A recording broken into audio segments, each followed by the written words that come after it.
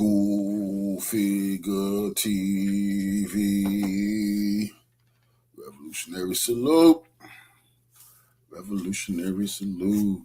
Like, share, subscribe. Welcome to the House of Revolution. You know I'm your humble host, the Yamin of Revolution. Iran attacks U.S. warships, but what can they do about it?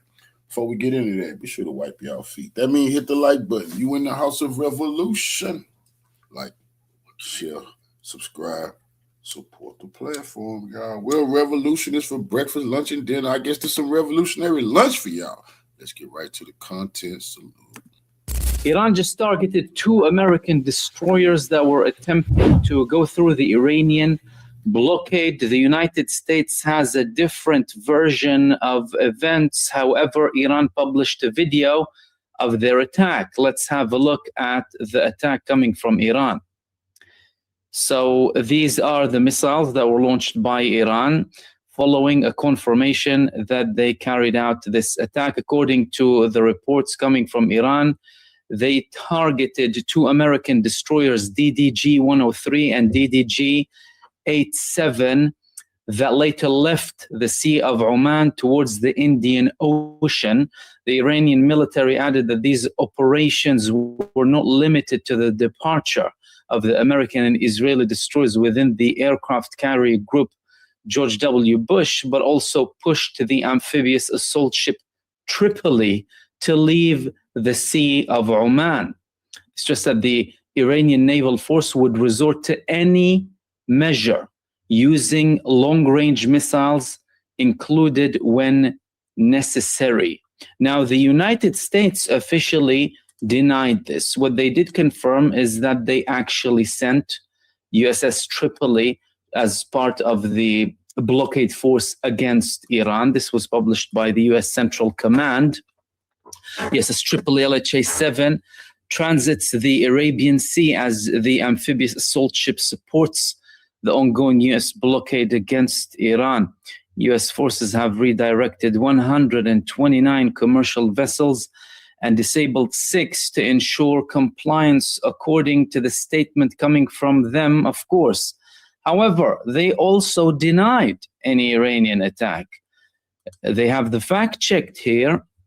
Iran claims it fired warning shots at U.S. warships in the Gulf of Oman, forcing American vessels to retreat toward the Indian Ocean. According to them, this is false, and that the truth is the Iranian forces did not attack or fire at U.S. Navy warships.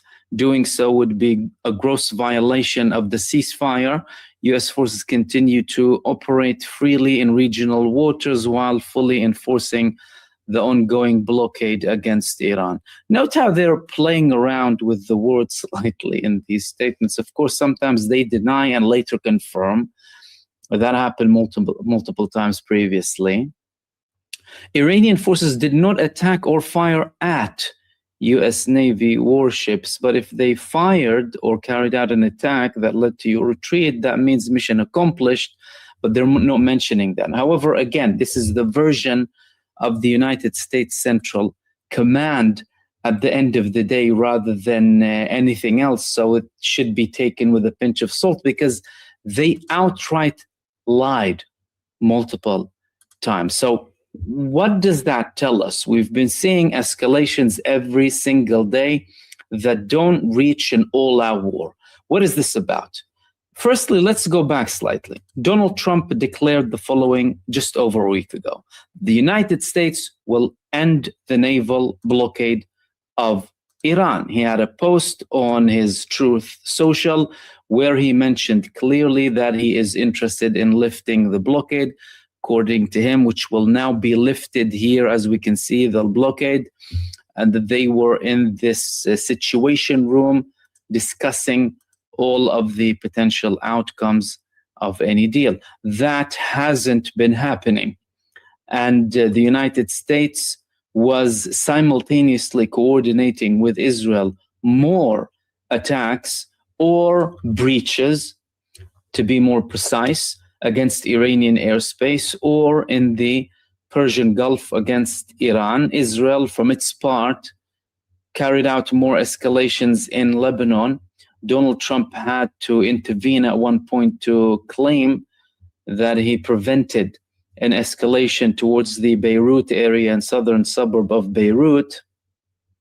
However, we can very well see that the Israelis are not stopping in Lebanon. There is no ceasefire in Lebanon, but there is no major escalation at the same time. Now, if that's what they wanted to achieve with these attempts, then that could have potentially been the case. But Donald Trump previously said Israel won't be attacking in Lebanon. Israel immediately continued to attack.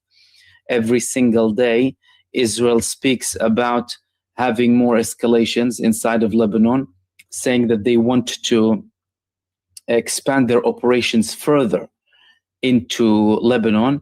And as a matter of fact, now the Israeli Prime Minister has an intention to destroy the Beaufort Castle in Lebanon. Israeli Prime Minister Benjamin Netanyahu claims that Israel will not withdraw from southern Lebanon in the foreseeable future, and asserts that the army has control over the Beaufort Castle in Lebanon, vowing to destroy it. He wants to destroy a historic, significant location that is protected. It dates back thousands of years because, according to him, the Lebanese resistance uses it as a command and control area. Now, we've heard these statements many times from Israel, but in essence, this is an expansion of their genocidal, destructive campaign in South Lebanon. Israel has the aim of not only disarming the Lebanese resistance, but it has an aim to expand Israel into Lebanon. Israel had territorial ambitions in Lebanon. They were occupying parts of Lebanon. They were in Beirut in 1982, and there are more calls from ministers in the Netanyahu government to level the ground in Beirut, not just in the south. In the south of Lebanon, they're destroying more villages and civilian houses to make sure that the people have nowhere to return to. This is genocide 2.0. That's what they have been and are still doing in Gaza, expanded into Lebanon under the excuse of Israel wanting to have a security belt that some interpret in Israel as settlements, because that's what protects Israel. That is the situation on the ground, and that's what Benjamin Netanyahu is doing, knowing that all of his actions would inevitably lead to more tensions escalating to an all-out war. Right now, misinformation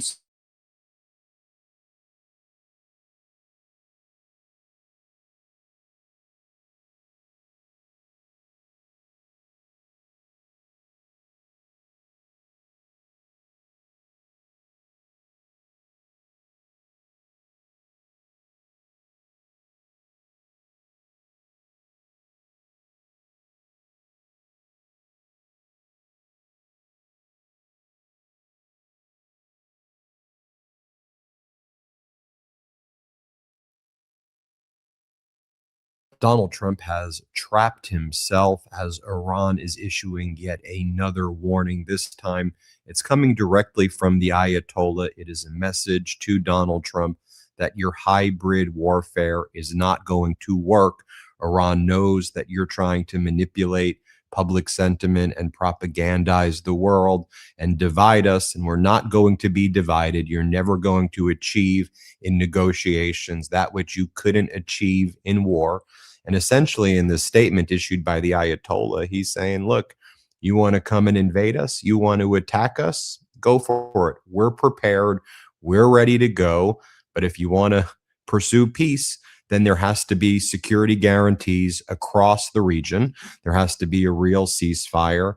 And unless and until that ceasefire really includes Lebanon as well, we're not going to make any deal. I mean, the Ayatollah, through official channels, also posted this photograph right here showing the Iranians national symbol on top of a hill, and showing that it is taking over and conquering the West. I mean, this is how weak the United States looks right now. And even allies of Donald Trump are out there saying, dude, you are completely boxed in right now. What are you doing? What's the game plan here?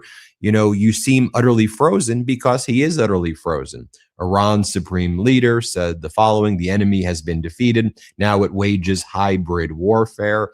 He addressed the people and said, the vile enemy, having suffered defeat at the hands of your brave sons in the armed forces, and having experienced a profound and meaningful humiliation, both on the military battlefield and in the streets, which has visibly caused countries to drift away from it, has now focused its hybrid warfare on 2 points: breaking the people's endurance and creating errors in the calculations of the country's officials.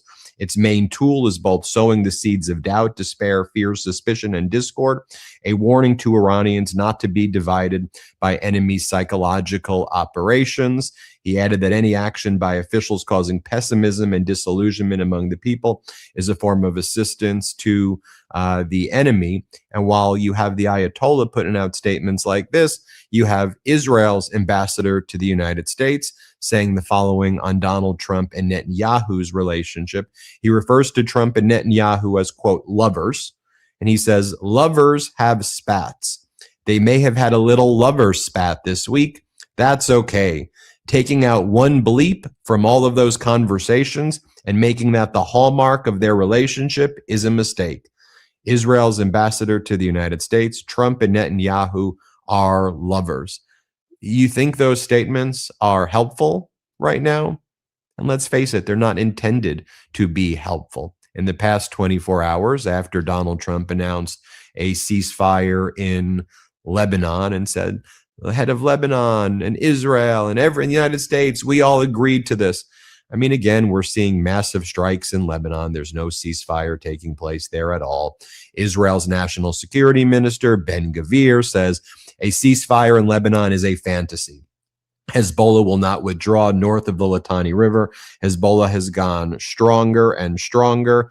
And he said Netanyahu should tell Trump, we love you, but the answer is no. We're not going to agree to a ceasefire with an organization that endangers Israel's security. I mean, and we see in the past, 12 hours, at least 9 people were killed in Lebanon. And so there's no ceasefire there. Iran Revolutionary Guard saying that the region will never be stable unless Israel withdraws from occupied areas in Lebanon. Iran's IRGC says a ceasefire on all fronts is a precondition to any deal between Iran and the United States. Yesterday, Donald Trump's like, yeah, we don't want it that way. We prefer just to negotiate and just have a deal between the United States and Iran. But Iran has made it very clear from the outset, since March. This was their position. We were talking about it in March. They said Lebanon and Hezbollah in Lebanon is included in the security guarantees. And Trump agreed to that when he initiated the ceasefire and reposted Iran's foreign minister, Araghchi. Hezbollah's leader, Naim Qassem, posts, as long as our villages are being bombed and our people killed, northern Israel will not be safe. And so that's what's happened since they've announced that there's going to be a ceasefire. And you see how the rest of the world is reacting to this. You have Finnish President Alexander Stubb says, look, we got to really fortify and enlarge the European Union right now. We got to bring all the mid-powers together and create this superpower of our own. He says, let's bring in Canada. Let's bring in the Western Balkans. Let's bring in Turkey. Let's bring in any other country that wants to be a part of this. He goes, no one's talking about Turkey. We need them for military assistance. The United States is not a reliable partner, and we have to create our own structures. And think about what Trump's doing this morning. I mean, we just got a horrible jobs report. 92,000 jobs were cut in May. That's the worst since the last big Trump job loss in 2020. 97,006 job loss. Remember under former President Biden when we would be reporting 200,000 jobs created, 250. And then corporate news and MAGA would be like, yeah, but you promised us 300,000 new manufacturing jobs. Well, every month now, the Trump regime is losing jobs And instead, you have Donald Trump sending his ballroom architect, the fine arts commissioner and ballroom people, Rodney Mims Cook Jr. Guess where they are right now? St. Petersburg, Russia. Yeah, they're at the Russian Economic Forum right now. Trump sent his ballroom and arch people to go to Russia to talk economic development with Russia right now. That's Donald Trump's main priority. At the same time, Donald Trump has told NATO through our lead allied commander, Grinkowicz, that the United States is pulling out of massive promises and deals that were made and commitments to NATO. Donald Trump has sent Rodney Mims Cook Jr. this morning. There he is right here in Russia, showing off Donald Trump's ballroom. That's what Donald Trump wanted to do, show off his ballroom to Putin. Here's Rodney Mims Cook Jr., the man charged with, as Ben Teviner explains, the man charged with overseeing Trump's ballroom and arch project. He was in no mood to speak to the press in St. Petersburg today. Marco Rubio said he was unaware a U.S. delegation was going to the Russian International Economic Forum, once dubbed Putin's Davos. But that's what the United States has become. I'll just show you a short clip of Rodney Mims Cook Jr. trying to not be interviewed by the press. But here's the thing, bud. You're out there. You're in Russia. You're showing off the ballroom to Russia while the American people are suffering, while jobs are being cut. And now you don't want to speak to the press? Anyway, here he is in Russia. Let's play this clip. Please, sir, please, no questions. Rodney, please go in. We're going through. There are no questions. Why? We are here. Why? And Where we is will the have American a democracy and freedom of speech? And then, of course, we, in addition to the economic data, Donald Trump is completely sinking in the polls right now, in red states as well. The latest Fox poll shows that by a 15-point margin, Ohioans view Donald Trump negatively. 42% hold a favorable opinion and 57% an unfavorable one. That's more than a 20-point swing compared to his +6 net positive rating in the November 2024 Ohio Fox News voter analysis. When we zoom in on the Senate race going on right there and the governor's race, Democratic candidates in Ohio lead both in the Senate and they lead in the governor's race. You have over here, you see Democrats up 53% to 45%. And then in the governor's race, the Democrat is up 50% to 49% there. You go to the Iowa poll. The Democratic candidate, Rob Sand, is leading the far right-wing candidate there, 50% to 41% right there. And I think we're seeing this trend take place across the entire country right now. One other thing to note, and I've been saying focus on this, pay attention. The oil reserves are falling below a critical threshold right now. Remember, I shared with you what the Exxon Mobil executive was saying, and there's a ton of oil analysts saying the same thing. Tank bottom. Oil industry is warning the Trump administration that drained inventories threaten to spike gasoline prices. Industry executives said the loss of oil through the Strait of Hormuz is draining petroleum inventories to dangerously low levels. We have shared those concerns at the highest levels of government about what's coming in mid to late June. I hope they are paying attention to inventories right now. You are hitting tank bottom. Donald Trump, like a miracle, it's all going to go away. Let's just do nothing, stay frozen, just let things develop. Because what Trump's philosophy is, if and when there's chaos and catastrophic events, he blames the other. He's okay with America being destroyed as long as he's personally okay. So he'll wait for a catastrophic economic situation, which is already unfolding. And then he'll go, who can I blame? Who can I blame? Who can I blame in the chaos of it all? That's what he does. Or he just does nothing and hopes, okay, maybe I get bailed out by someone else. And then I take credit for the good. And then I blame for the bad. That's his whole philosophy. Don't you see it? And so you see lots of countries now trying to figure out what can we do with Iran, because the critical low inventories are impacting those countries as well. So they're figuring, what do we do right now? How do we respond to this? And Donald Trump remains frozen in the face of all of this. We'll keep you posted every step of the way. Treasury Secretary Scott Bessent testifying today, doing horrible.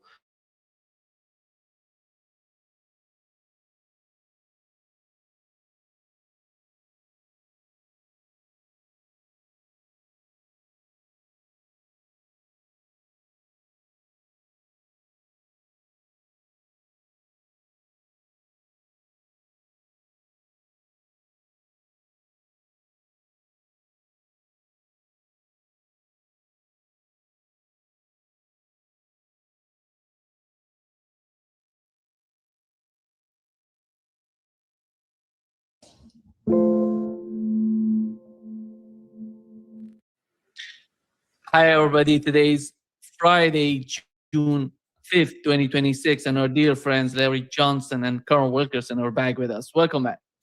Hi there. Nice shirt. Larry, he's just smashing everything here. Yeah.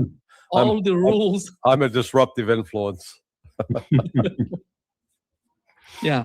I want to start, Larry, with you, because for the third time, it seems that it was reported that the two American destroyers tried to enter the Persian Gulf without Iran's permission.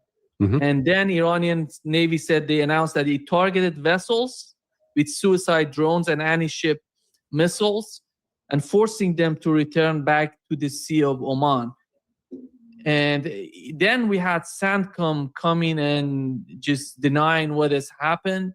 Then the Iranian came and published this video. They said that we use these missiles. They don't show, the location, and we don't know what has happened. But is this sort of behavior going to continue in the Persian Gulf? Well, so that video is from about 2 days ago, right? Yeah. So, no, I think we're seeing, there there has been a strange turn of events since a week ago today. So, or a week ago yesterday. So, and I'm not claiming, putting Pepe Escobar and I as the cause of this at all. But both Pepe and I received information last Thursday from, we were told about the source, and the source is a senior Pakistani official in a position to provide that would have knowledge about information. And when they laid out this, the claim that President Pezeshkian called the Prime Minister Sharif of Pakistan following a meeting of the the National Security Council in Iran, and it was basically, you tell the United States that we're not going to have no more talks about anything with, we're cutting off talks on nuclear issues. We're not going to even entertain and consider a framework for controlling the nukes. And we're going to do a demonstration to show you that we got one. Basically, that was the message.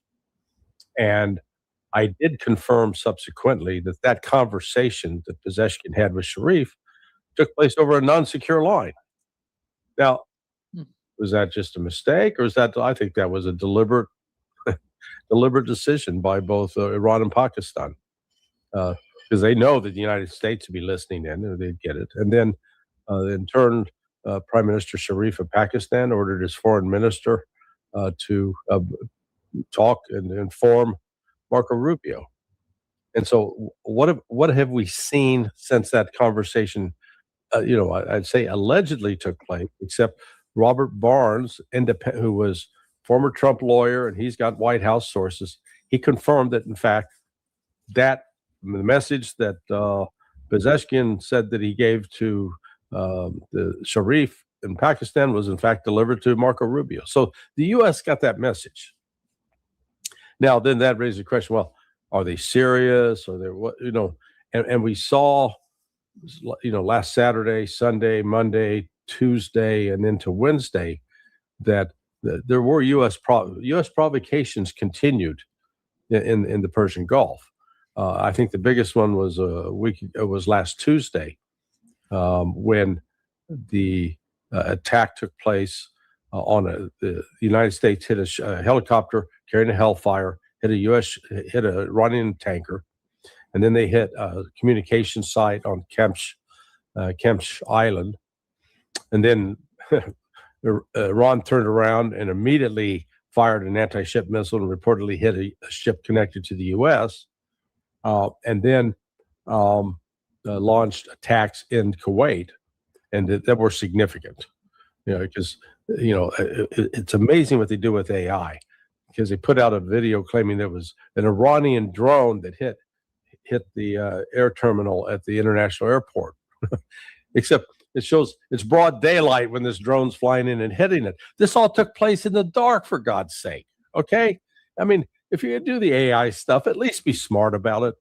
Don't be a bunch of dumbasses. And then the satellite imagery has emerged showing this shelter. This is the one. The attack took place in the dark, but so they create this AI image to claim, oh no, this was Iran. The drone shelter at the air base that the United States is using was obliterated. In the good old fashioned term, it was just a hole in the ground after they got done. And then since then, crickets, nothing. Okay, so why is the United States now standing down? So I believe, it's not what I believe, but based upon what the source said, the Pakistanis believe that Iran was serious about this, and they conveyed that to the United States, and apparently Donald Trump and some of the people around him believe it. And the Pakistanis believe that they're going to succeed in getting a meeting in Islamabad between Trump and Pezeshkian, which if they pull that off, I mean, it will be remarkable. Now, this isn't Pakistan doing this on its own. It's doing it at the sort of the behest and support of China and Russia to a lesser extent. So, this is a broad effort to try. Why would China care? China wants to get the Strait of Hormuz back open and get commerce back online, because it is also hurting the Chinese economy. Not as bad as it's hurting the rest of the world, but I think China understands if the rest of the world goes into depression, then all of a sudden they're not buying goods from China. So, China's got a clear interest in helping get this settled. We're in an unusual time, but what we're seeing is a clear shift in how Donald Trump is talking about Iran, and now we're even carrying out military operations, even minor provocations. They've cut back on that so far in the last 24 hours. So, hey, I've laid it out, folks. Draw your own conclusion. I'm not going to tell you what to believe. Yeah. Carl, you made your point before coming to this live. I think everybody would be happy to hear what do you think about it. Well, my point was based on, as I told you before we came on the show, I listened to Alistair Crook very closely, and I went over some key areas in his interview again. And I have a lot of respect for Alistair, and I think his knowledge of the region spans decades and goes deeply into both Shia and Sunni. But I think he left out one very important factor, and this feeds into what Larry just said. And the factor is, it's not necessarily the United States Iran is trying to deter, were it to do a test or were it to announce that it had a weapon. They wouldn't even have to test, in my book. It's Israel. And Israel is, as the Omani deputy or foreign minister, as I think it was, said, is the real problem in the region. And we're not looking, and Alistair finally did come around to this, that we're looking at not just the Iranians, but we're looking at their so-called proxies, and I don't buy that for a minute. I think Alistair's right about that. The Houthis are the Houthis. If they can get a little support here or a little support there, they will, but they're the Houthis. They're not Iran's proxies as we depict them. We're forgetting about Palestine, a Palestinian state. Even the Saudis have said that. We're forgetting about what Israel is doing in 4 distinctly different wars, 5 or 6 if you want to count the others like Syria.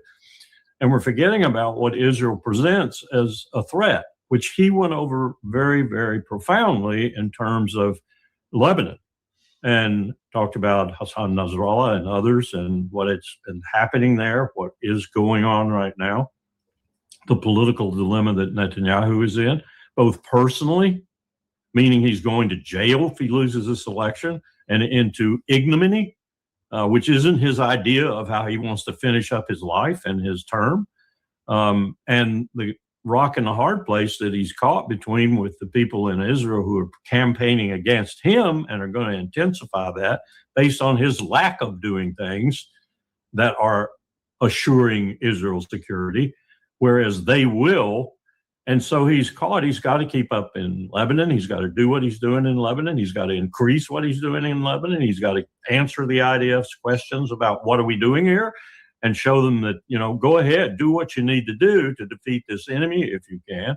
All of that is warp and woof of what I'm trying to say about Ted Postal, for example, and his prediction that the Iranians might build one themselves, let alone get one from someone else. If you look at all of that and you say, do they really have the provocation? Do they really have the strategic rationale to get a nuclear weapon and to demonstrate that they have a nuclear weapon? It's not the United States they're trying to deter. They've deterred us. They have deterred us quite readily.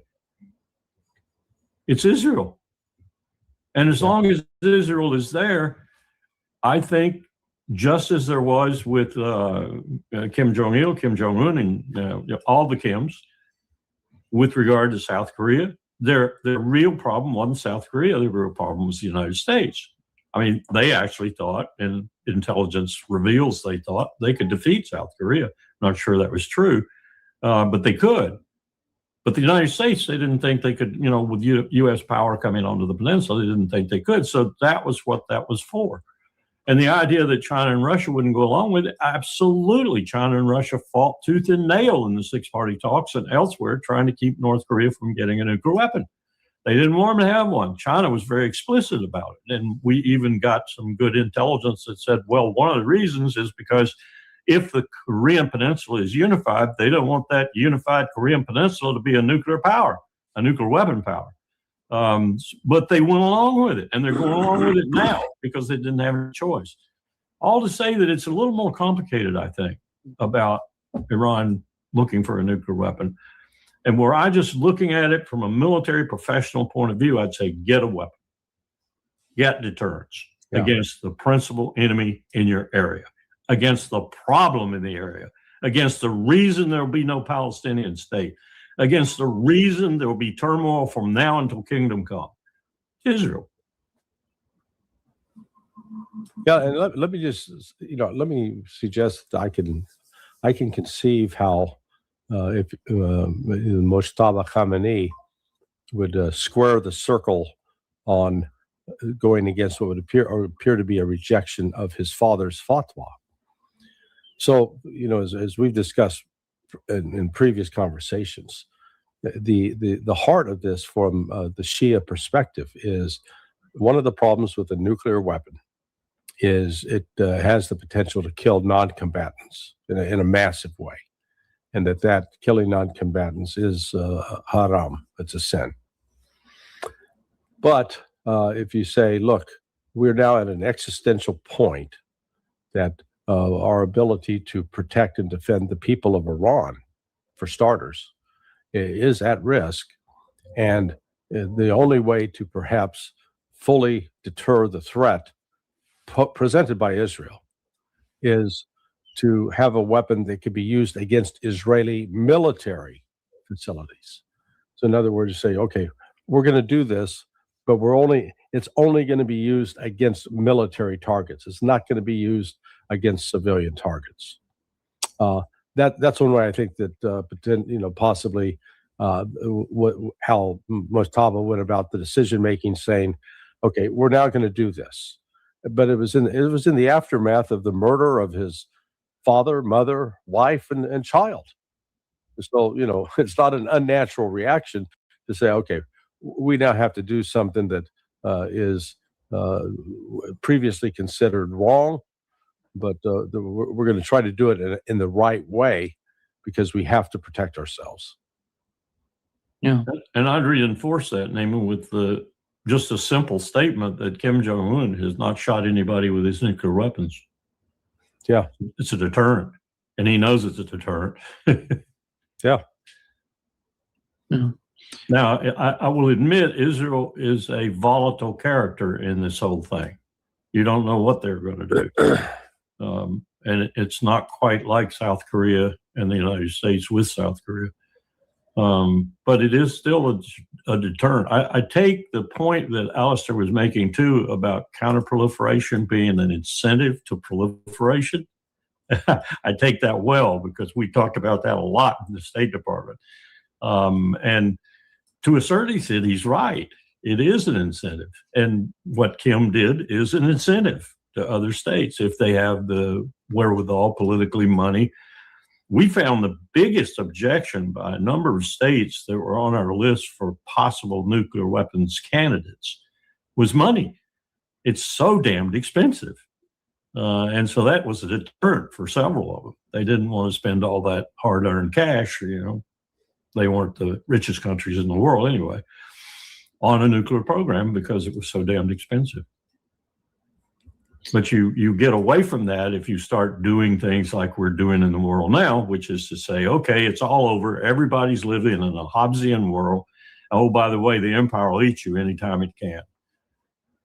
Then you put a new incentive on it. And the non-proliferation treaty actually becomes, I think, defunct. Many would argue right now. In fact, I'm reading articles all the time now in the kind of the edges of the nuclear discussion about how the NPT is dead, absolutely dead. It doesn't mean anything to anyone anymore. Yeah, the NPT is part of, Larry, this whole process of, sending experts to Iran to see the facilities, nuclear facilities, and to verify everything. This was a huge security problem for Iran for such a long time. They will recognize the scientists. And we made it that way. I mean, we put agents on the team. We got the director to be our person. When he wasn't our person, we agitated to get him removed and put another one in there. I mean, it's clear the IAEA was acting on behalf of the empire most of the time. I'm not saying all the time, and I'm saying all the people were corrupt, but I am saying key ones were, and we made sure they were so that the decision would always be positive for us. Yeah. Larry, the problem for Donald Trump is not right now what's going on in the Persian Gulf, in my opinion, is what's going on between Israel and Lebanon. That's why, everything is happening in that region. That's why Iran reacted to what Israel wanted to do in Dahia, in southern part of Beirut. This is so important. This is the first time you see Iran coming out and saying to Israel, if you attack Lebanon, we're going to do the same to the northern part of Israel. This is huge, in my opinion, from the Iranian point of view. And how is that going to change? How is that going to come to the calculation or to the equation of Washington? Well, clearly it has inspired Donald Trump to pick the phone up and have a conversation, I guess we'll call it, with Bibi Netanyahu. And, a lot of people dismissed the Axios report, understandably, because the author of it has a track record of being a shill and mouthpiece for propaganda. But if it was propaganda, Trump didn't leave him hanging. He kept Trump going. I had a tough conversation with Bibi, so he basically admitted it. And you're correct, Nima, that since Iran was created, it formed itself as a Islamic Republic 47 years ago, and during the last, we've had, it came into being after the whole Civil War in Lebanon started. The civil war in Lebanon started in 1975. So at no time in that 47-year history until now did Iran directly speak up and say, okay, if you don't stop attacking, we're going to attack you.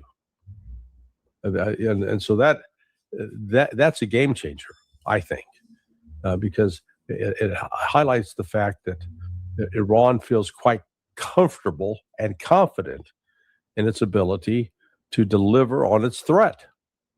And while Israel may have been reluctant to believe it, they still finally listened to Trump. Whether they did it willingly or not, I don't know. But all we know is that the threats that were being made, particularly these madmen, these monsters, Ben Gvir and Smotrich, about leveling, flattening Dahia, an entire suburb of Beirut, they've been quiet. And again, this is, this piece of information that Pepe and I dropped, was it intended for manipulation? No, I think there's a lot going on behind the scenes now that is out of the ordinary, and as a result, we're starting to see, there was at least a cessation of the bombing attacks on Beirut. That stopped so far. Knock on wood. It has, but this agreement that Washington put out the other day. this is just another example of a stupid gesture. That's happened before over the last 50 odd years that this war has been, 51 years that this civil war in Lebanon has been underway. Yeah, if you want an end to it, you got to sit Hezbollah at the table too. They got to be part of that negotiation, and if they're not part of that negotiation, you don't have a deal. And so the Trump administration can delude themselves that, oh yeah, we've got they're now the Lebanese army is going to force Hezbollah out. Good luck with that. 40% of their army is Shia. Okay, they've got brothers and cousins and fathers and uncles that are Hezbollah fighters. Ain't going to happen. So this is, let's call it, it's sort of a step in the right direction, but until Hezbollah is fully engaged in the process, Hezbollah is going to continue beating the hell out of the Israelis. Yeah. There's another thing that Alistair talked about that I agree with 100%, that Hassan Nasrallah was very respected in Iran. And if you wanted to talk about influence, his influence on Iran was probably more powerful than their influence on him. And what did Israel do with him? Probably the most astute politician in Beirut. Killed him. Well, yeah, and on that point, some have commented, well, did Trump talk to Hezbollah? I said, Hezbollah is not going to talk to Donald Trump, at least directly. There will only be indirect communication because they learned their lesson. What the United States and Israel did in the death of Nasrallah was the United States was talking to Nasrallah about getting him involved, helping with the ceasefire. And that meeting that took place where he was killed was entirely in response to a U.S. request. The United States used the communications with him to geolocate him so he could be killed. That's what happened. And Hezbollah has figured that out. So they go, we're not stupid. You got us once, but we're not going to do that again. So this is phase where the United States is discovering the limits of its power. Colonel, what is the reality between Israel and Lebanon, which is in terms of casualties, in terms of the weapons or air defense systems that are getting hit by drones? It's something, as you've seen, you've watched Alistair Crook mentioned, and it's something like 8 to 10 casualties every day. I think he's right, and I think basically Netanyahu's doing everything that he can to hide that from the Israeli people. The casualties, both WIA and KIA, are quite high. In fact, I think they're probably as high as any in this conflagration of wars that Israel's involved in right now. And it doesn't look like there's going to be any surcease there, because if they keep moving north, if they go to the next river, for example, if they go back to attacking Beirut again, which I think is inevitable, then they're just going to grow. So that's pressure on Netanyahu too from the forces on the ground, because they want to do certain things to limit that, to cut them a little bit. And he's not going to let them do it in the way they want to do it, because he's trying to walk both dogs at the same time, convince Trump that he's not doing what he's doing, and at the same time doing what he's doing. This is a really difficult place for him to be. And I think what's happening politically, of course, as you know, in Israel, is his opponents are saying he's not doing enough, and even saying that he is kowtowing to the American president. Yeah. And they wouldn't if they were elected. You know, that's the insinuation anyway. He's really between a rock and a hard place right now. Damned if he does and damned if he doesn't. And he'll pick the one that damns him the least, both personally and politically, I think. And that's going to be going after Hezbollah full bore. Larry, did you see the terms of the agreement between Lebanese government and Israel? It was unbelievable what was mentioned in that agreement. Yeah. That Hezbollah is not going to attack Israel in the southern part of Litani River, in the south to the Litani River. And Well, yeah. Hezbollah is the enemy of the state of Lebanon.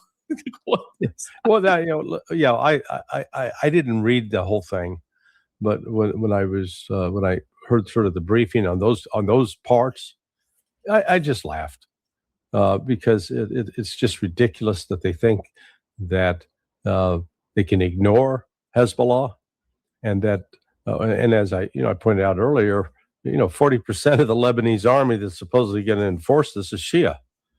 And they've got too many family ties into Hezbollah. And do you think it's just a coincidence that, am I suggesting that Hezbollah may have deliberately infiltrated the Lebanese army? You bet your ass. Okay? These people are not fools. They're survivors, and they understand that they're up against a terrible enemy. So and that's why I went back and said that until they get Hezbollah at the table, they're not going to have an agreement. Yeah, I particularly laughed at going to force Hezbollah to abandon territory south of the Litani River and go north. Yeah, that'll happen. So actually, and it goes back to Colonel Wilkerson's point. Israel is overstretched. Put it, and I say, put it in the context of, take the population of New York City and put that population in New Jersey, and for Americans anyway. You live in Brazil, you don't know what I'm talking about. but that's basically the size of Israel. Now, imagine how the city of New York would react to news that in the last 6 months we've had 200 of our police officers killed. Good Lord. That would be considered an unbelievable number. I mean, it would be shocking. And yet that's what Israel's experiencing. And then we're not talking about the number of wounded. That's far, far larger. And then add to that they're getting the post-traumatic stress syndrome treatment, the growing number of suicides among Israeli reservists. So no, look, this is an ugly, ugly situation for Israel, and they painted themselves into a corner, and there's not an easy escape route or one readily identifiable. So this is, and yet the extremists that surround Netanyahu, the Ben Gavirs, the Smotrich, they're going to double down. They are not actually stepping back and rationally evaluating the situation. Now, Alistair's point about it being the kind of army that it is, basically the people mobilized, reservists, and the strategy that's now being pursued being absolutely counterproductive because you've got a citizen, call it a citizen army, if you will, basically. And you've got this strategy that is calling on them to act like a huge professional army going out and fighting to the death 4 or 5 countries at the same time. Yeah. And this is insane. The point, Carl, with the case of agreement between Lebanon and Israel is that, as you say, that Hezbollah is not going to attack Israel south to the Litani River, you're legitimizing the occupation of the land of Lebanon if you're not going to fight back.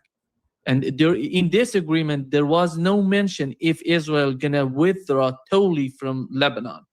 Nothing of that sort was mentioned in this agreement. That's why Hezbollah, then later on, we had Hezbollah rejecting the whole thing. And here is what the Prime Minister of Lebanon today said, that Iran should have mercy on southern Lebanon and stop treating it at its and its residents as a bargaining chip to improve its terms in negotiations. I don't know what this guy is talking about. I don't know what is that bargaining chip that Iran is using in these negotiations.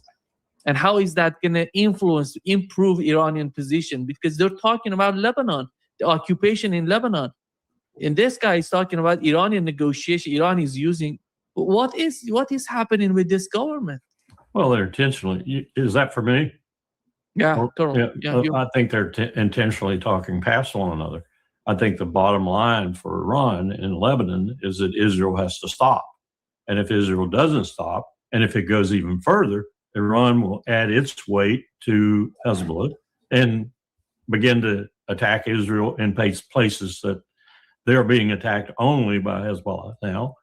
And that's going to deepen the conflict there. And Iran has what I would call leverage now, really real leverage, and it's going to use it. And it's going to use it. I think ultimately they're in a position now where I would expect them to begin to exploit the leverage they've gained in this conflict, notwithstanding whether or not they might have a nuclear weapon. They're going to use the leverage to influence every one of these conflicts. They're going to use it to influence ultimately the one, and that's Palestine and no state and the continued killing, which Netanyahu, I was looking at the figures yesterday, Netanyahu is still killing people. I mean, he's killing people at a fairly alarming rate, should be alarming anyway, to the Gaza Humanitarian Foundation, to Tony Blair and all those nuts who are supposed to be doing something there. He's still killing them. And he's moving lines around so that he can kill them more expeditiously.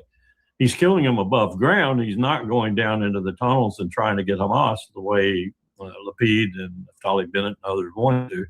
But he's still got that conflict going, and that's still part, I think, of Iran's ultimate wishes. And they'll use their leverage there too. We can't isolate these conflicts that Israel is involved in, because each one of them has a critical point for Iran too, not least of which is as they're demonstrating in Lebanon. But I think they're going to be the same way about Palestine and a Palestinian state, much the way MBS has said, however rhetorically. But I don't think it's rhetorical anymore. I think it's profound now.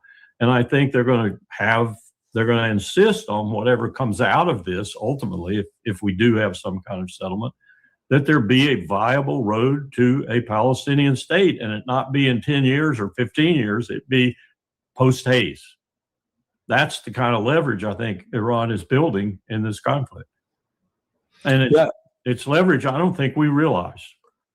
Yeah, no, just to reinforce Colonel Wilkerson's point, in the recent effort to revolve the Abraham Accords, that both the Saudis and Qataris, they all made it clear, hey, we're not doing any Abraham Accord until the Palestinians have a state, okay? That's it. So you don't get to use the Abraham Accords as an excuse to disenfranchise the Palestinians. But, when you come back to the whole issue of Lebanon and Hezbollah, how ironic it is that, when the civil war started in Lebanon in 1975, Hezbollah didn't exist. That was the emergence of Amal, which was a tool sort of, at least at the time, of Hafez al-Assad in Syria.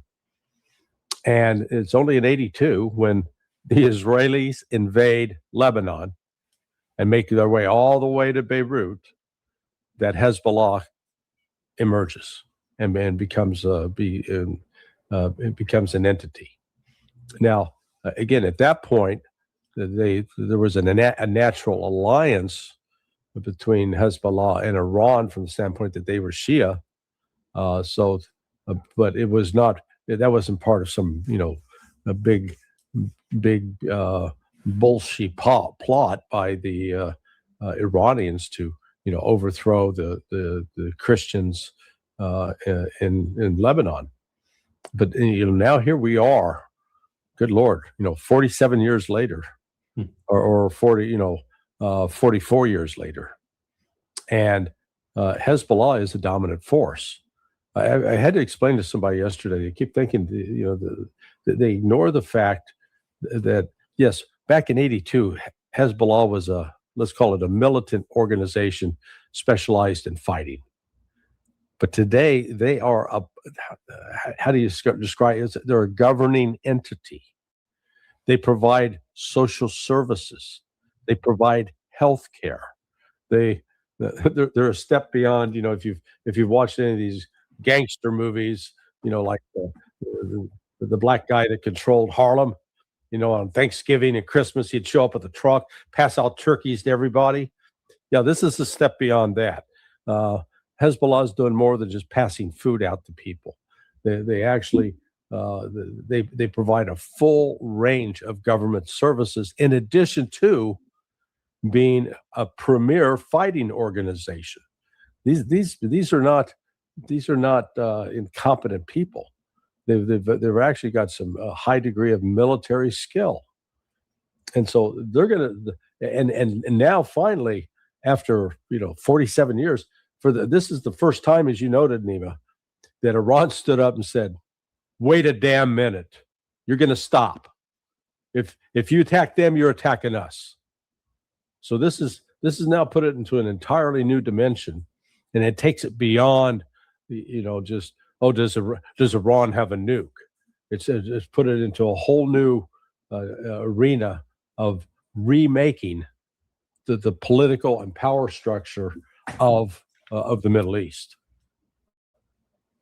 I remember one working group where one of the individuals in the working group kind of offered the opinion that at that particular time, they were a political party with an armed wing.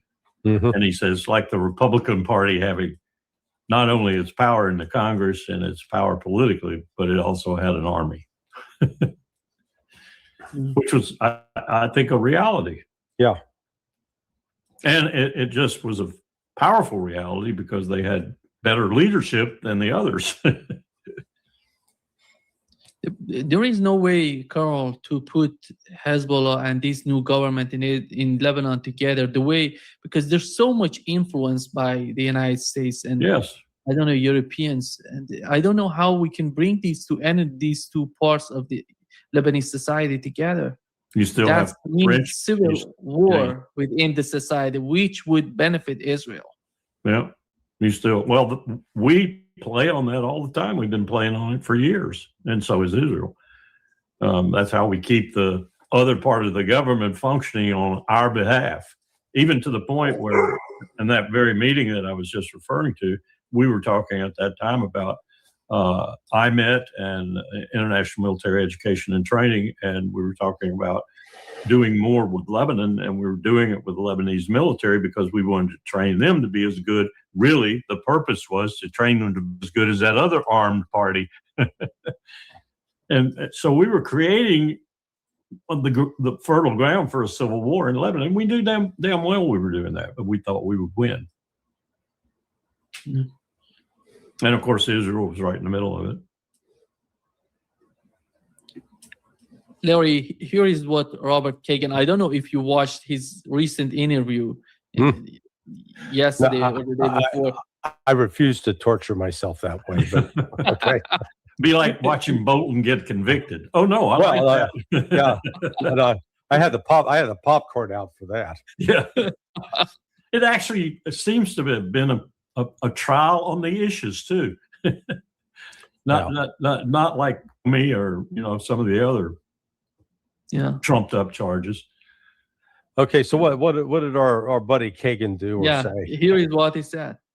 Summarize what I think you just said about where we stand now is that Iran will effectively control the strait.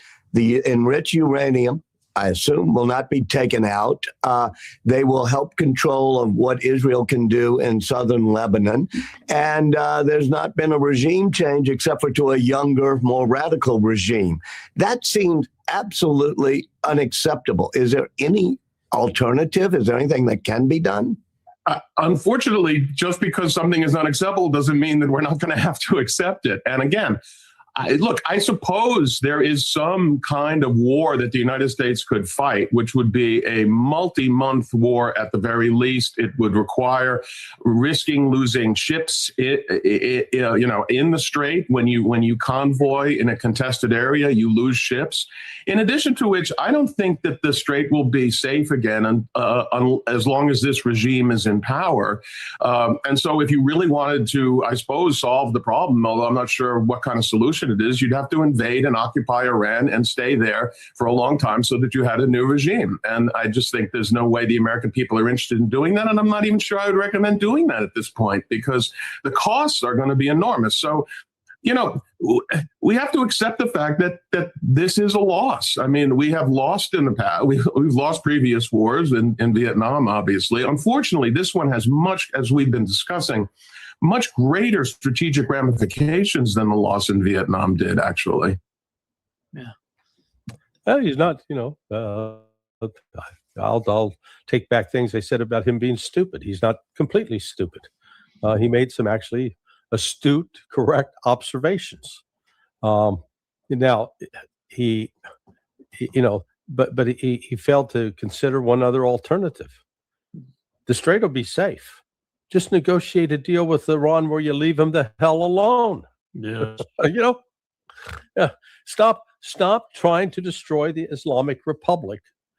And we pretend that this is about a fanatical religious regime that's hanging homosexuals and burning virgins and all sorts of ridiculous nonsense. No, it's just the United States is fundamentally pissed off at the Iranians who rose up and overthrew a CIA-installed regime. That's it. Bingo. Yeah. Bingo. How dare they do that? We're the ones that are controlling the world, not them. And there's a lot of that affects what we look like and are with regard to Russia, too. Well, yeah. I mean, it's like, if we pretend like this is about religious extremism. Really? Then why in the hell are we selling shit to Saudi Arabia? Okay. And why do we have Pete Hegseth having prayer meetings in the Pentagon? Yeah. Where's the theocracy? Yeah, our hypocrisy reeks, and rarely do we actually come down and admit to why we're trying to do something and trying to accomplish. I mean, I sent a long note last night to John Kiriakou because when he started at CIA, his account was Iraq, and the psychological profile of Saddam, and I remember in the 90s, I bought into the Saddam is a demon kind of theology that the U.S. was preaching, but now with benefit of some experience and hindsight, and now being able to understand the history, we had a relationship with Saddam at least starting in 1980, if not before. And in 1980, it accelerated because of a finding that Jimmy Carter signed off on that authorized a CIA operation to work with the Iraqis, Saddam in particular, and to take out Iran.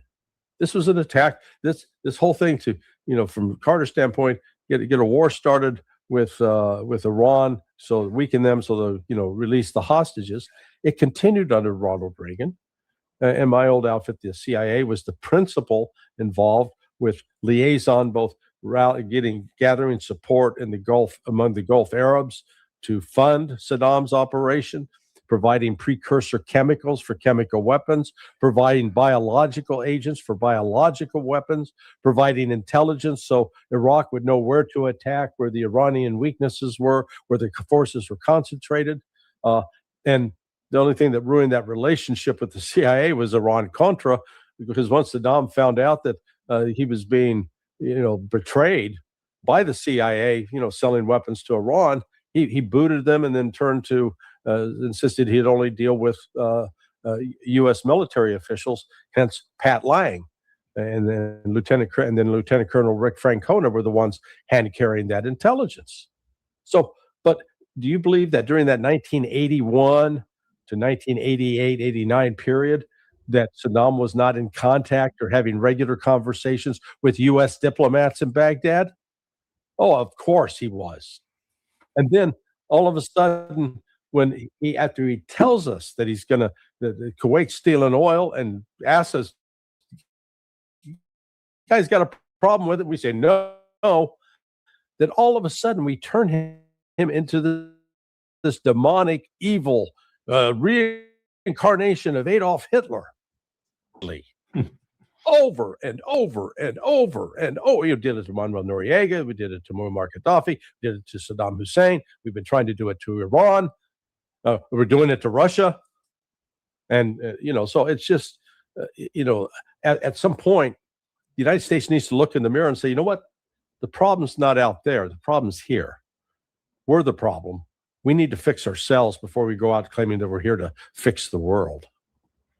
Just to reinforce what Larry said, when Peter Kornblue got that huge tranche of principal documents from the agency and other places, National Security Council documents and so forth, at the National Security Archives over at George Washington University, two of the things I pulled out in my look at it was the comment very early on. I think we were looking at probably the days after the coup. And the CIA statement I withdrew from there was that this is a young man we can work with, or something to that effect, that the CIA's analysis of Saddam Hussein. The coup. Yeah. Okay. And then the other one I pulled out was the CIA report from the Sierra Madre, where they were with Fidel. And they were cautioning on taking any adverse action against what he was doing, because what he was going to do was get rid of a very filthy regime, and that we could probably work with him in the future.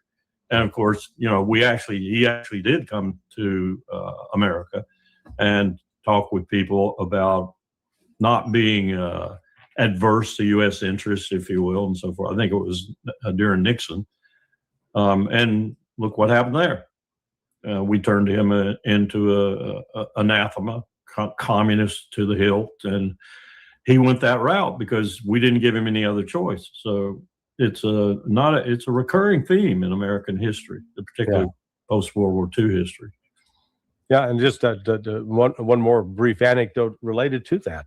OSS officer named Fusilier.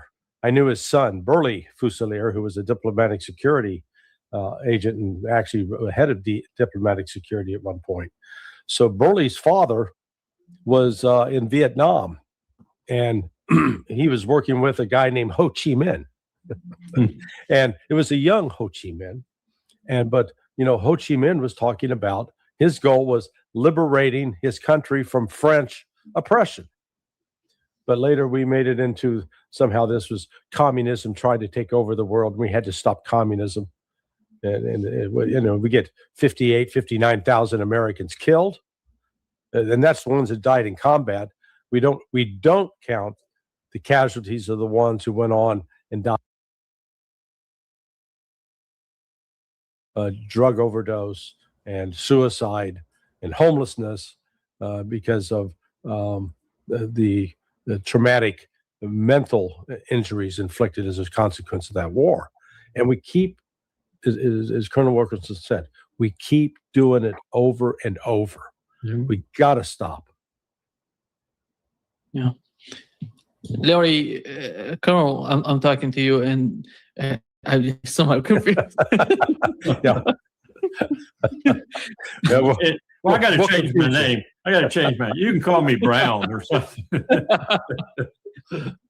Colonel, what do you make of these new Section 224, which is called somehow wants to merge the two militaries, the U.S. and Israeli militaries? And here is what Congressman Rouhana he said about this section.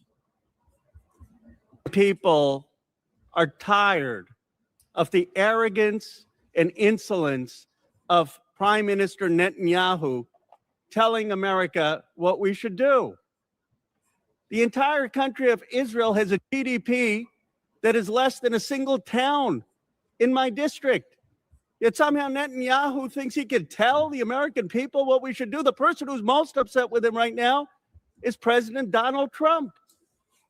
And everyone in America, whether you're a Republican, an independent, or a Democrat, says that we need to tell Netanyahu that America calls the shots, not the prime minister of any other country. They want less cooperation and blank checks to Israel, not more. Only the United States Congress would dream up at this moment, let's actually do more for Israel, not less. And that's what Section 2024 does. It's a pretty simple thing. Should we do more for Israel than we already do, or should we do less? If you think we should do more for Israel, you should be against my amendment. If you think we should do less for Israel at the time that he's arrogantly telling Donald Trump what to do, then you should be for my amendment. Now, let me just be clear. Mr. Netanyahu actually wrote to a member of Congress to put this Section 224 into the bill. Yeah. All true. All true. All true. And the really insidious thing is that Bibi set this up well in advance by downplaying the MOU, the normal memorandum of understanding that 10 years or so it would be in effect for. New and was due for 2027, which is why he timed this. He poo-pooed it. He said, we don't need that. Blah, blah, blah, blah, blah. This is all propaganda because he knew this was coming about. He knew he was going to have a hand in writing. His person was going to write it in the U.S. Congress and that this agreement would be in effect. Now, Rumsfeld tried to do this to a certain extent when he was Secretary of Defense, but not with Israel. What he tried to do, and this is a big point for me, what he tried to do was get the authority for spending in something like IMET, for example, International Military Education and Training, where state had the authority to pick the states who would get the money. And then defense had the money appropriated to them, and they handed the money out. And there was some guidance and some rationale to the way defense did that on the ground, but basically state determined the states to whom we would give this money. Well, Congress saw through Rumsfeld. Powell didn't even have to make a run on the Hill. They said, no, go home. State's going to keep those authorities. Well, what this is giving similar authorities to DOD over things that have been throughout the bureaucracy, but principally at political military affairs at state and elsewhere in state for oversight. And even though Blinken and Sullivan and Biden in particular, if he wasn't demented, they abuse this majorly by disregarding the oversight, disregarding the law even. Blinken should go to jail for what he said and did. And this is why Josh Paul left Parliamentary Affairs at State. And Josh has a big action going right now in his alternative to APAC PAC trying to fight this provision. There'll be no oversight other than DOD. Oh, and guess who else will be overseeing it? Lockheed Martin, RTX, Grumman, Boeing, and a host of other bandits. They'll be colluding together. You think Lockheed Martin, for example, with its proprietary maintenance is a problem for the military? Well, Bibi, you're going to get a little piece of that too now, I guarantee you, because Lockheed knows how lucrative that is to do that. So it might not even be that good for the security situation in either country. It damn sure won't be good for the relationship between Washington and Jerusalem and vice versa. But Bibi will love it because he thinks, And I think there's some credibility for him thinking this way because our Congress is so lax in what they do in terms of oversight. They let anybody write their legislation for them these days, including Bibi. But he thinks he's going to get away with murder inside this apparatus. I don't think that's going to be the case. I think what's going to really take it over eventually are the contractors. And that's just writ large with problems. And the DOD is going to oversee it the way state was overseeing it or trying to oversee it. I'm sorry, I don't see that happening. I really don't. There's no reason for DOD to have any real oversight over it because it's largesse for them. And largesse is what they get and what they live on now. 1.5 trillion being the latest largesse. Largest defense budget since World War II. And look at what we're doing with it. We don't even know what we're doing with it, Nima. We don't even know what we're doing to it. They can't pass an audit. This is unconscionable what we're doing with this national security budget. It really is about 2.3 trillion if you look at the whole thing across every category, Homeland Security, Veterans Affairs. We shipped out Veterans Affairs from DOD to an administration of itself. Why'd we do that? You know what their budget is now? It's approaching $350 billion for veterans. That's what happens when you do all these wars. Mm-hmm. Yeah, essentially the thrust of this action is to take it out of, take it away from a policy.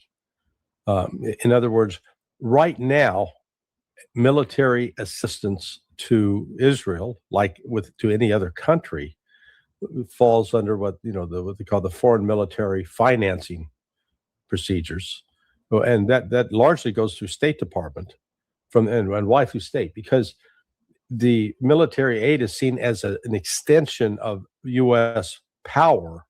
That we've got to make decisions. Do we want to help this country or do we not want to help this country? It's supposedly got to be part of a broader, not just a military strategy, but also a political strategy that merges with foreign policy. So now what they're doing is taking it out. It's going to shove it strictly into, where it's a direct Pentagon procurement. It's strictly military. Forget the policy considerations. Now, I am amused by this built into this bill is this naive belief that Israel's got such fantastic technology. My God, we're going to integrate them with us, and we're going to be we're going to have all this great Israeli technology. The Israeli technology sucks. Okay, David's sling, it can't. It's good at subsonic, low-level rocks. That's about what it's good for. Taking out a ballistic missile, forget about it. Useless. And yet, this is going to be a way to pump more money into the Israeli economy, which is struggling right now, big time. Yeah, but let's look on the bright side. We're going to saddle Israel with a lot of our expensive weapons that are also crap. That $6 or $4 million per PAC-3 missile. Now, and you got to fire 2 of them to take out a $50,000 drone. Oh boy, that's smart. So, listen, our entire system is broken in the United States in terms of foreign policy, defense policy, if we even have one, and procurement of weapons. Not being done as part of any national security defense strategy at all. It's about, hey, which corporation needs a big boost? And you got to give Lockheed Martin credit, man. They appear to be sitting on the top of that pyramid, more so than all the other, the Raytheons, the General Dynamics, et cetera.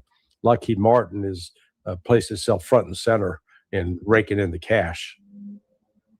I look for them to make a run on the submarine soon. Yeah. They don't have everything yet.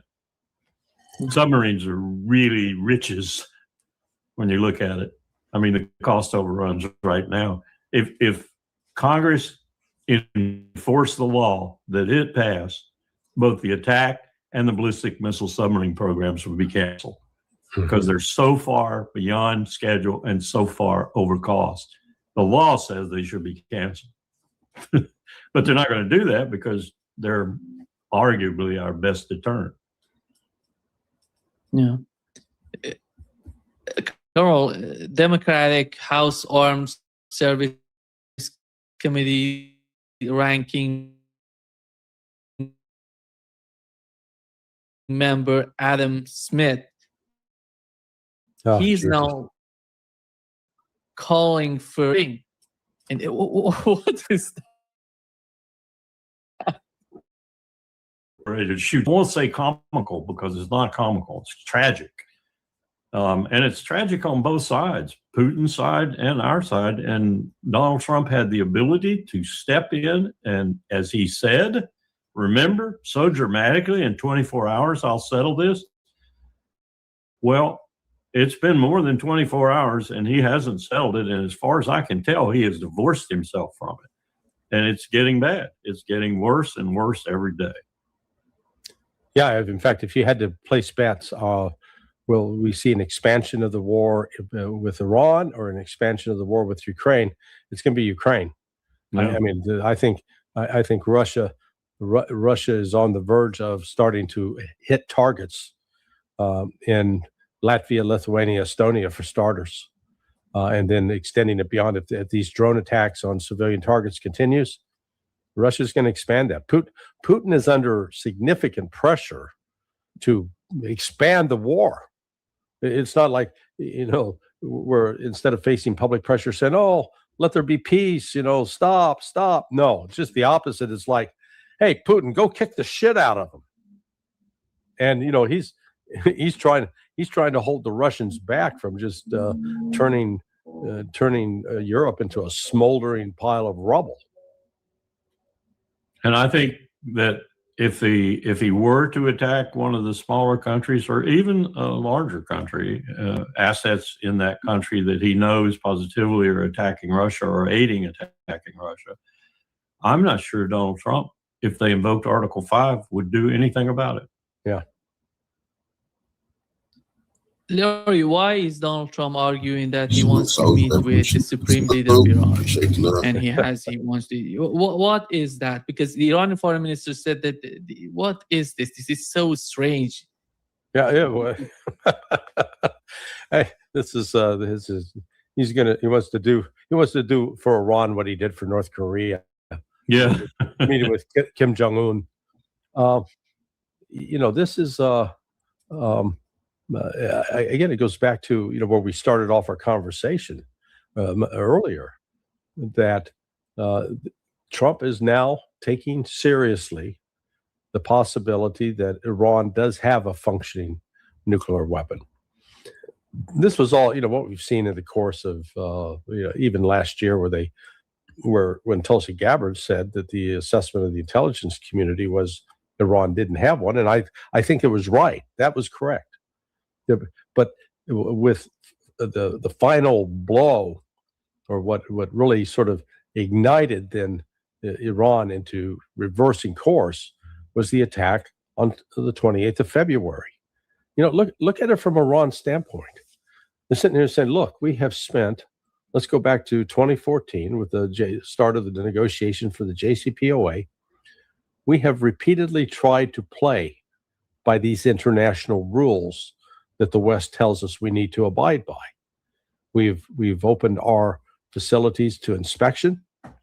We had limits on what we could enrich, and we were supposed to get sanction relief. Didn't happen. We were supposed to have our assets unfrozen. Didn't happen. And then the people that we let into these facilities took that information and used it to target and kill our scientists. Yeah, dozens of them.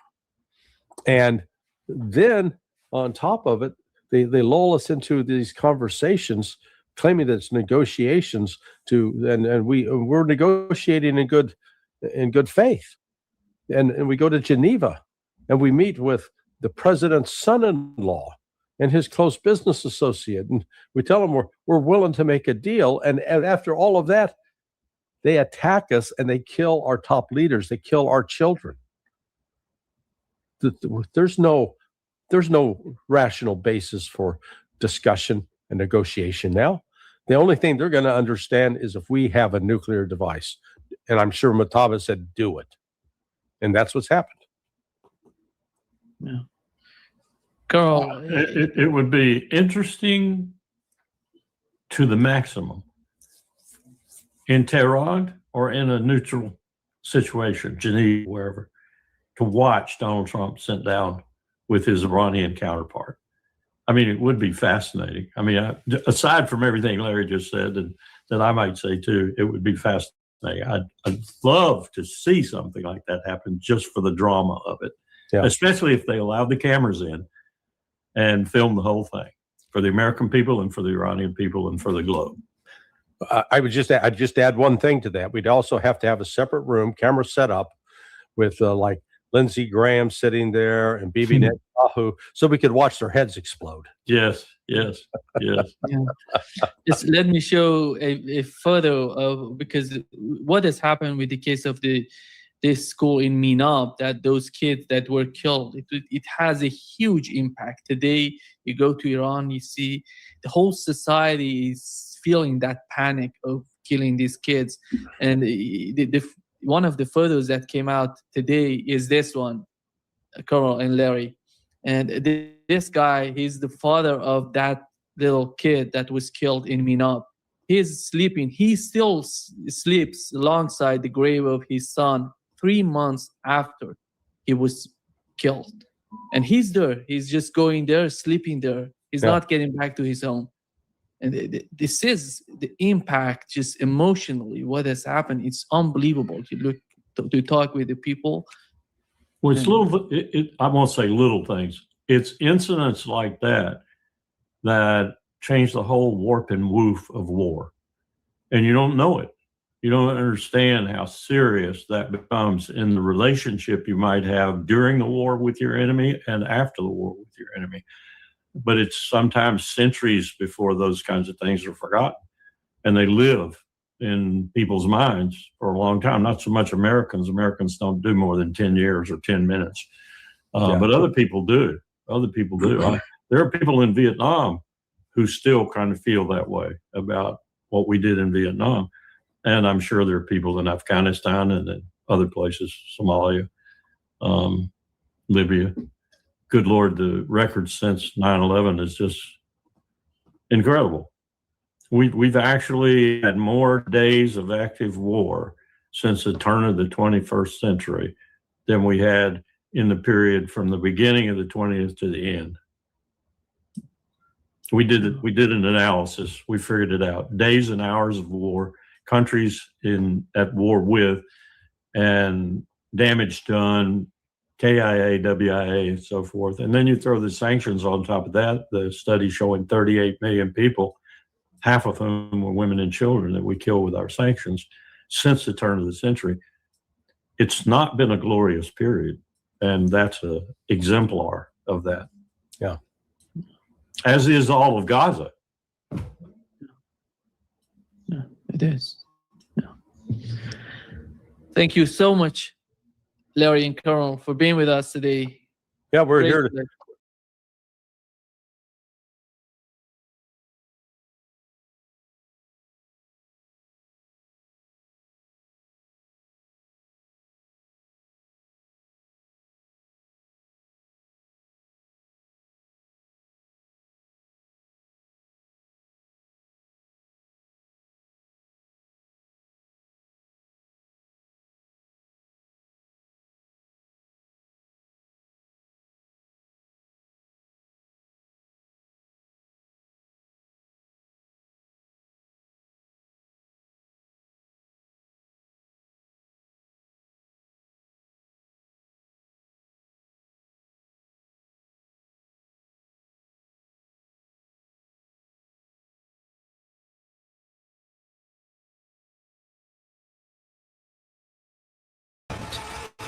Get your survival go bag today with $100 off at preparewithajudge.com.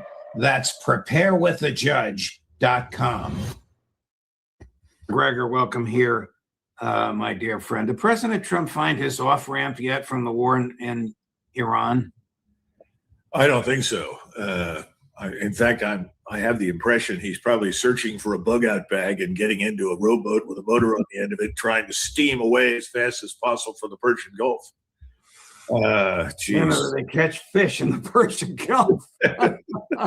issue bug out bags to everybody and let's head out to sea. No, I don't think he has. And I think he's caught in this terrible dilemma, Judge. There really is no military solution to the problem in the Persian Gulf. And, we knew about this. We talked about this for weeks, long time ago. I sat with Tucker 2 or 3 years ago on some of his shows, and I was asked, are we going to go to war with Iran? I said, yes. What happens? And I said, nothing good.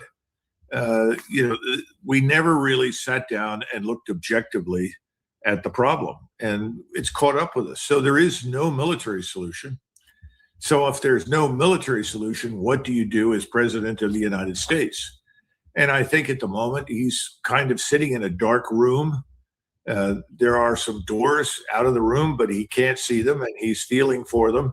And hopefully he'll find one, but he's not going to get what he wants, which is, I think, unconditional surrender or, readiness to essentially turn over the strait or anything else to the international community. It's not going to happen.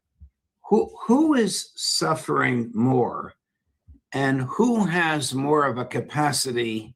You're going to love this question because you're philosophical. To endure suffering, the Persians or the Americans? Well, I think that's an easy question. Clearly, the Persians, who are used to a lower standard of living, and for whom this is an existential war. Remember, this is not existential for us, Judge. It never was. We have no real reason to attack Iran. That's the sad truth. Contrary to all of the Israeli talking points that all the heads in Washington keep repeating over and over and over again. The truth is, if anybody, we probably should remind ourselves of what we did to build up Saddam Hussein, the man whose government we ultimately removed. We built him up into a major power. We financed his military strength. And then we sent him into war against Iran, killing somewhere in the neighborhood of 400,000 to 500,000 Iranians. Did we give him chemical weapons? Well, effectively we did, because I think the chemical mixtures, as I recollect, came out of Germany from some German firms, but we facilitated it. We enabled it. Without us, without our money, without our advice, no, nothing would have happened. So, you can't make this stuff up. It's incredible. Anybody who looks at this 100 years from now is going to think that we're completely insane, and they're probably right. Is there any military solution that is palatable to the Gulf states? I mean, if Trump were to resume bombing, Stephen Miller, Pete Hegseth, General Kane persuade him to act like Curtis LeMay, the Iranians will effectively destroy the Gulf states, won't they? Well, thus far, in contrast to us, the Iranians have done exactly what they said they would do. And they have made it abundantly clear that everything on the west side of the Persian Gulf will be reduced to ruins. And I think they would do it. The other thing is we have to remember there are other forces at work here. There are a lot of people in the Muslim world, the Arab world, the Islamic world, whatever you want to call it, in the whole Middle Eastern region, did view these emirates as the legacy of British imperialism. Right. And kept on life support by us. They see these as Trojan horses for all sorts of bad influence, corruption, human trafficking, as well as Israeli power. So a lot of people would say, fine, get rid of them, be done with them. They're going to have a tough time as it is right now, surviving and coming back. But I think, when you say who suffers the most in the short run, clearly the Iranians. But in the long run, if you look at the impact of this war right now, I was talking this morning to some friends in Sweden, and we were going over these points that were in the Bild newspaper from Germany about U.S. plans to effectively pull out of NATO. And the publication Bild, it's very well known. They said that the United States was going to take out large numbers of RC-135 tankers or KC-46s, the more modern version. They were going to reduce the numbers of F-16 fighters from 99 to 63, F-15 Eagle Strike Eagle squadrons from 54 down to 36 aircraft, that is. All long-range reconnaissance drones are going to be withdrawn from NATO. Numbers of MQ-9 attack drones will be almost halved. Removing 2 carrier battle groups that are currently committed to Europe in the event of any emergency, cutting the numbers of cruisers and destroyers by almost half, on and on and on, reducing the bomber forces. In other words, we can't afford to play global hegemon anymore. The Europeans have figured it out. Secondly, we can't protect our so-called allies. That's what we've demonstrated in the Persian Gulf. This military technology called ISR strike, intelligence, surveillance, reconnaissance linked to strike platforms on the ground or at sea or in the air, is now the defining feature of military power in the world. You know, if you do it right, if you know what you're doing, make the right investments in space-based surveillance, terrestrial surveillance, and strike platforms, Finland and Sweden can defend themselves against anybody forever. That's what people are figuring out. So then you ask, why do we want American bases on our soil, especially if they become magnets for the wrong kind of attention because the Americans decide to go to war with somebody that they don't like? But the whole world is going to change as a result of what we're seeing in the Persian Gulf. Why do we have 50,000 ground troops in the Middle East? Well, that's a good question. We know that not all of those are ground troops in the sense of ground combat formations. They constitute approximately 15,000. The rest probably consist of advisors, crisis action teams, local security headquarters, and all of that is designed to effectively prevent a state like Iran from doing what it's done. I mean, that's the whole point.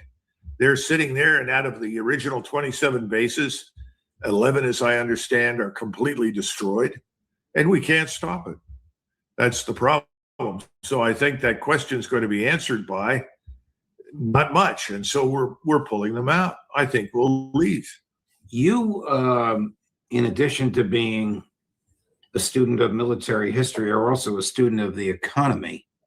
So how bad is oil today? Has the president and have his people nearly depleted the strategic oil reserve? And once it's gone or close to gone, aren't the prices going to shoot up again? Yeah, funny you asked that, because I was listening to Ray Dalio. Ray is terrific. Yeah, Luke Groman, Jeffrey Goodlock, number of other people talking about exactly what you're discussing. Our strategic oil reserve is being reduced to the point of just about running out. That probably will happen mid-July, beginning of August. What we need to remember is before the war began, and remember, we're now saying that we want, as a minimum, the Strait of Hormuz to be open to everyone, right? Right. And on the eve of the war, global oil flows through the strait averaged 106.9 million barrels per day. Wow. Billion with a B? Yeah, 106.9 million barrels per day. Right. Okay, now that's being reduced to less than 10% of that. And even if the strait were open tomorrow morning, how long would it take for all of the ships that are currently sitting there full to the brim to go and deliver their respective oil or gas or whatever, and then come back empty and fill up again? How many of the oil fields, the drilling rigs, the extraction devices, how many of those have been shut down to the point where it would take 6 months to a year to reopen them? How much of the oil storage is already full to complete capacity? So the answer to your question is, we have been artificially suppressing the cost of a barrel of oil or a barrel of jet fuel or a barrel of any number of different things. We can't do that much longer because we don't have the excess that allows us to do it. Well, Trump was bragging yesterday that oil is $98 a barrel, and he thought it would be up, or feared it would be up around 200 or 300. He did not mention the artificial suppression, nor did he mention how little time is left, if anybody knows, Colonel, for the suppression to continue. Yeah, well, that's why would he advertise that? He's going to tell you what he wants you to hear. And Right. remember that his principal audience has always been Wall Street. And the sad truth of the matter is most people on Wall Street, they don't know what they're listening to. Let me be honest about this kind of thing. They understand finance. That's not the issue. But now you're talking about resource constraints with which they're completely unfamiliar. Most of these people that are in the oil financial end have never been to a drilling rig. They've never been to a mine where uranium is dug out and extracted. They've never seen copper extracted at a refinery. In other words, they're remote from all these things. They have no feel for the capital investment. They have no feel for the time involved, all the challenges that you have to extract and transport and move out. So that's not really surprising. And what he's tried to do over and over and over again, and you've got to give the president credit for this because he is a marketing genius, he has managed to suppress the price because prices are not based on reality. They're based on emotion. And right now, irrational forces are saying, oh, the war is over. The war is over. There will be no more fighting. It's just a matter of time now. A matter of time to what? Until Israel gives us permission to disengage, because that's what's going to have to happen. Until Israel says, all right, we understand you can't destroy Iran, go home. Until President Trump says, we're going to go bankrupt, I'm going to be thrown out of office, our economy is going to be destroyed, I'm sorry, I have to leave. I mean, what's the trigger for the end, Judge? I'm not sure. Well, what are Russia and China doing while all this is happening? Well, the Chinese have cut their importation of oil, and that's actually helped a lot. They have the largest strategic petroleum reserve in the world, and I'm told they're good for another 2 or 3 months. But in the meantime, they have cut their importation of oil. That's helped others in Asia and others around the world. I think the Russians are doing everything they can to make up the shortfalls, particularly for the Chinese, but also for the Koreans and the Japanese and others. I think both Russia and China, contrary to what people in this country think, want this to end as soon as possible. I listen to people all the time saying, oh, well, the Russians must be happy. The Chinese are delighted. This is hurting us. No, that's not true. They're both about the same thing, and that is getting back to normalcy, about ending all of these sanction regimes that do so much damage and releasing all the frozen funds that we have. And of course, that's a big issue for Donald Trump. He's very proud of the fact that he has control of all these funds that belong to Iran or Russia and others, and he's not going to release them until they do what he wants. What he's finding out is that people are not going to do what he wants. That's the problem. Colonel, I want to play a little clip from the president yesterday. He says he spoke to the Ayatollah or to Hezbollah. That's not the point of the clip. The point of the clip is he defined his own understanding of a ceasefire. Chris, cut number 3. We actually spoke with Hezbollah for the first time ever. We didn't know they spoke. How do you define ceasefire? Pretty much the way it is. It's a different part of the world. You know, I'd say in that part of the world, ceasefire is when you're shooting in a more moderate manner. Shooting in a more moderate manner. Well, Judge, listen, this is a moment for celebration. How often do we talk to anybody? You know, I mean, most of the time we refuse to speak to people who say, oh, that person is not a liberal Democrat. He was not democratically elected or whatever, or he's corrupt or he's this or that. Thank God we talked to somebody, and I'm glad we talked to somebody in Hezbollah. Now, did he clear this with Mr. Netanyahu? Because this is not going to please Netanyahu in the least. Mr. Netanyahu is committed to the total destruction of Hezbollah. And that's one of the reasons that they're bombing the living daylights out of Lebanon. So I don't know what it means, but you're right. As far as the ceasefire is concerned, I guess something that doesn't escalate dramatically, but continues at a low roar or a dull roar, as they say. It's a strange way to view the world. Yes. Colonel, do you think the Iranians have a nuclear weapon? You know, I think I've said before that the ultimate outcome of this war will be that not only Iran, but many, many other mid-level powers will indeed invest in a nuclear deterrent. I think that's the principal outcome of President Trump's war. The very thing he set out to suppress or eliminate is going to proliferate. So the proliferation regime that we all signed up for is increasingly irrelevant. Does it have it today? I don't know. Could it? Probably. They certainly have had the expertise to build a nuclear weapon for decades. The Shah wanted to field a nuclear weapon, and Richard Nixon told him to forget it. It was more trouble than it was worth. It was a liability, not an asset. And ultimately, he convinced the Shah to forget it. So this is not new, and I'm sure that they have the ability. And if they have one, I wouldn't be surprised. But having said that, I think it would be a serious mistake right now for Iran, under any circumstances, to demonstrate that they have it. I understand what I mean by that. Detonate a nuclear weapon on their soil in one of their endless deserts in the south of the country, just to show everybody that they've got it. That's a mistake. Because if that were to happen, I would expect the Israelis to load up most of whatever they've got and dump it on top of Iran. To destroy what remains of the nuclear arsenal. If they can find it, yes, and perhaps to do as much damage as they can against Iran in the hopes that the country never really recovers.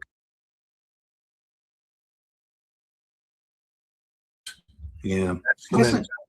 Hasn't Trump really created an insoluble dilemma which will require him to abandon or restrain Netanyahu, and at the same time thereby antagonize his Zionist supporters and those in the Congress?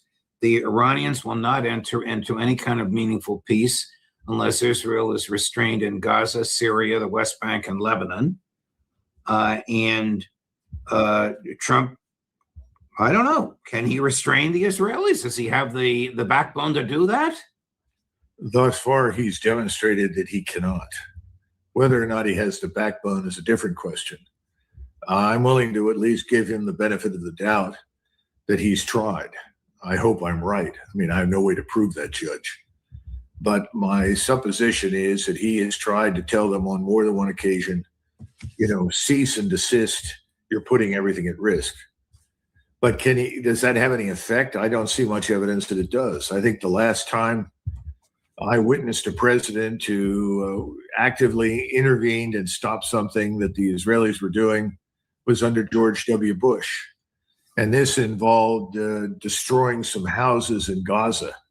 They sent in bulldozers and troops. And Bush got on the line and called Sharon and said, stop immediately, get out. And he did. I don't think President Trump has that kind of authority right now. And I don't think he can manage it. Now, what is that a function of? Is that a function of political forces here at home? Or is it a function of the Epstein files? I leave that to the audience to figure out. Colonel, yesterday, the Republican-controlled House of Representatives voted to invoke the War Powers Act, and the president referred to it as a meaningless vote. The House voted 4 bad Republicans and all of the Democrats to limit my war powers right in the middle of my final negotiations to end the war with the Islamic Republic of Iran, who would do such an unpatriotic thing. I'm not going to keep reading it. I don't know if this will pass the Senate. It's certainly not going to restrain him, but it's telling on the international stage. If the Congress of the United States by majority vote, however close in both houses, said, stop, Mr. President. Why are they saying stop, Mr. President? Because they go home on weekends and hear about this from the people who are paying $6 a gallon for gas. It's evidence of the ground shifting under his feet. He's in the tank in terms of popularity. He's headed into, I would say, 1974 Nixonian territory. I think he knows that. It sounded to me more along the lines that he's trying to develop an excuse for why he wasn't able to negotiate an acceptable agreement. That may not be all bad. I mean, quite frankly, I don't think we're going to see an agreement of any kind, Judge. First of all, why would the Iranians trust anything we say? Secondly, we can't deliver on the Israelis. We just can't. And then third, what are we doing? If we're not going to attack Iran militarily, this blockade is a joke. There are ships getting through every day, many, many ships. I mean, if this is a blockade, it's one of the weakest I've seen. And he knows that if he tries to clamp down and make it that much more difficult, he's hurting the world. So, yeah, I mean, there it is, approved 35%. Wow. He's still a little bit above Richard Nixon. Yeah, no, you were not exaggerated when you said Nixonian. I think, and man, I don't want to put words in your mouth. When you say Nixon at 74, you're also talking about, and stop me if you think I'm wrong. I'm extrapolating your words. The premature end of a presidential term. Yes, that's right. You're right. And I think he has to face that distinct possibility. And, you know, the Israeli lobby and the people that back that, the billionaires, are not a nice group of people. If they decide he's now more of a liability than an asset, you know what that means. He's not around for very long. They'll replace him with the next one in line, the new puppet, and I suspect that would be J.D. Vance. Maybe that's one of the reasons that Vance's team is trying so hard to convince everybody that he's being this heroic holdout against the war in Iran, which, you know, I can't confirm through the sources I have at all. In fact, quite the opposite. Wow. So, you know, that's probably where we're headed now. The longer he stays, the worse the situation gets around the world. And when I say stays, I'm talking about maintains these forces in a posture ready to attack Iran. But if he leaves, he admits defeat. And it's back to what I said weeks ago. He faces humiliation abroad, humiliation at home. What's the right way for him to behave? And again, and I've said this so many times, and people look at me like I'm nuts, and they're probably right. But I keep saying that he could tell everybody that on humanitarian grounds, it makes no sense to continue this war. This hurts the whole world. We did not set out when we began this war to harm the world. And the quickest way to help the world is to suspend all further military operations at this time against Iran. But he's got a lot of irons in the fire right now. And again, I don't know how much control he exerts. Certainly he has control over Admiral Cooper, but the intelligence agencies are heavily engaged in all of this. They're involved all over the region, working on various proxies that they want to prop up and then hurl at Iran. And then here's the other part. Nobody's paying much attention to this. There are two giant states that are very interested in what's going on right now. And it's becoming very clear that they're very close to stepping over the line from observer to participant. One, of course, are the Turks. And the Turks are the 600-pound gorilla in the region. They're a larger and more powerful force than what you have in Iran, quite frankly. And they have always had access to a nuclear weapon through Pakistan. They've always known that if they needed one to deter the Israelis, it would come to them from Pakistan. And then there's Egypt. Egypt has the largest force and is the largest Muslim Arab state. And the population there is absolutely boiling with anger and hatred and wants to go after the Israelis. And I think General Sisi is hanging by a thread. Those things continue. And one wonders, if we pull out and we leave this alone, what happens to Israel at that point? Colonel, thank you very much. Great analysis, as always. I especially appreciate all the economic analysis from you. Appreciate your time, my dear friend. We'll look forward to seeing you again soon. Okay. Thank you, Judge. Thank you so much.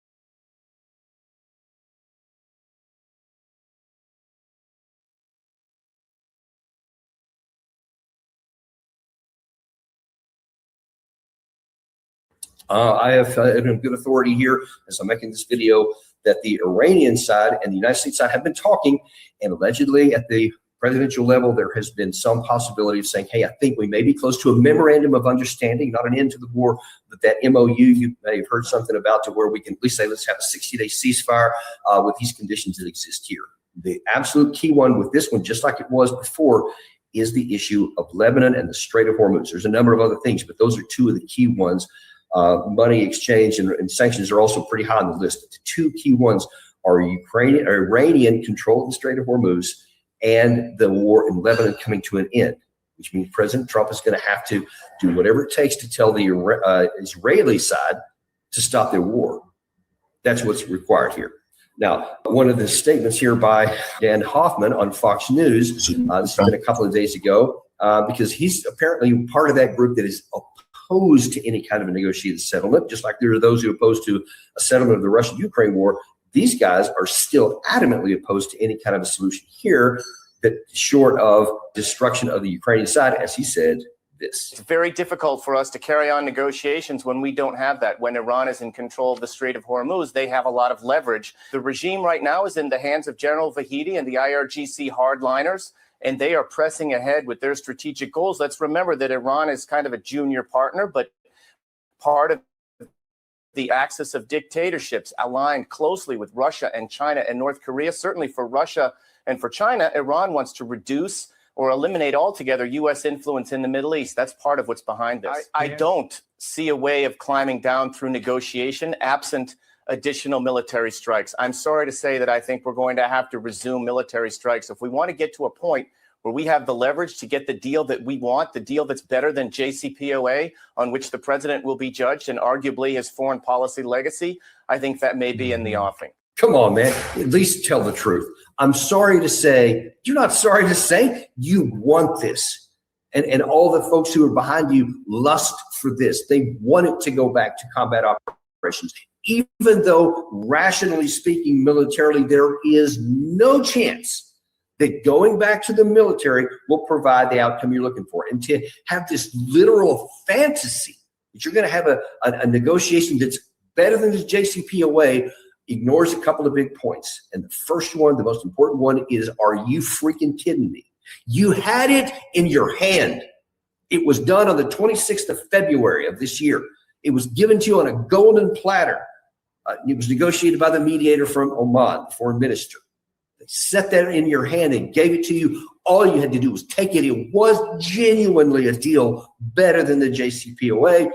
You couldn't have that. You were lusting for your war. You threw the negotiated deal that was better than the JCPOA in the trash, and you got your war.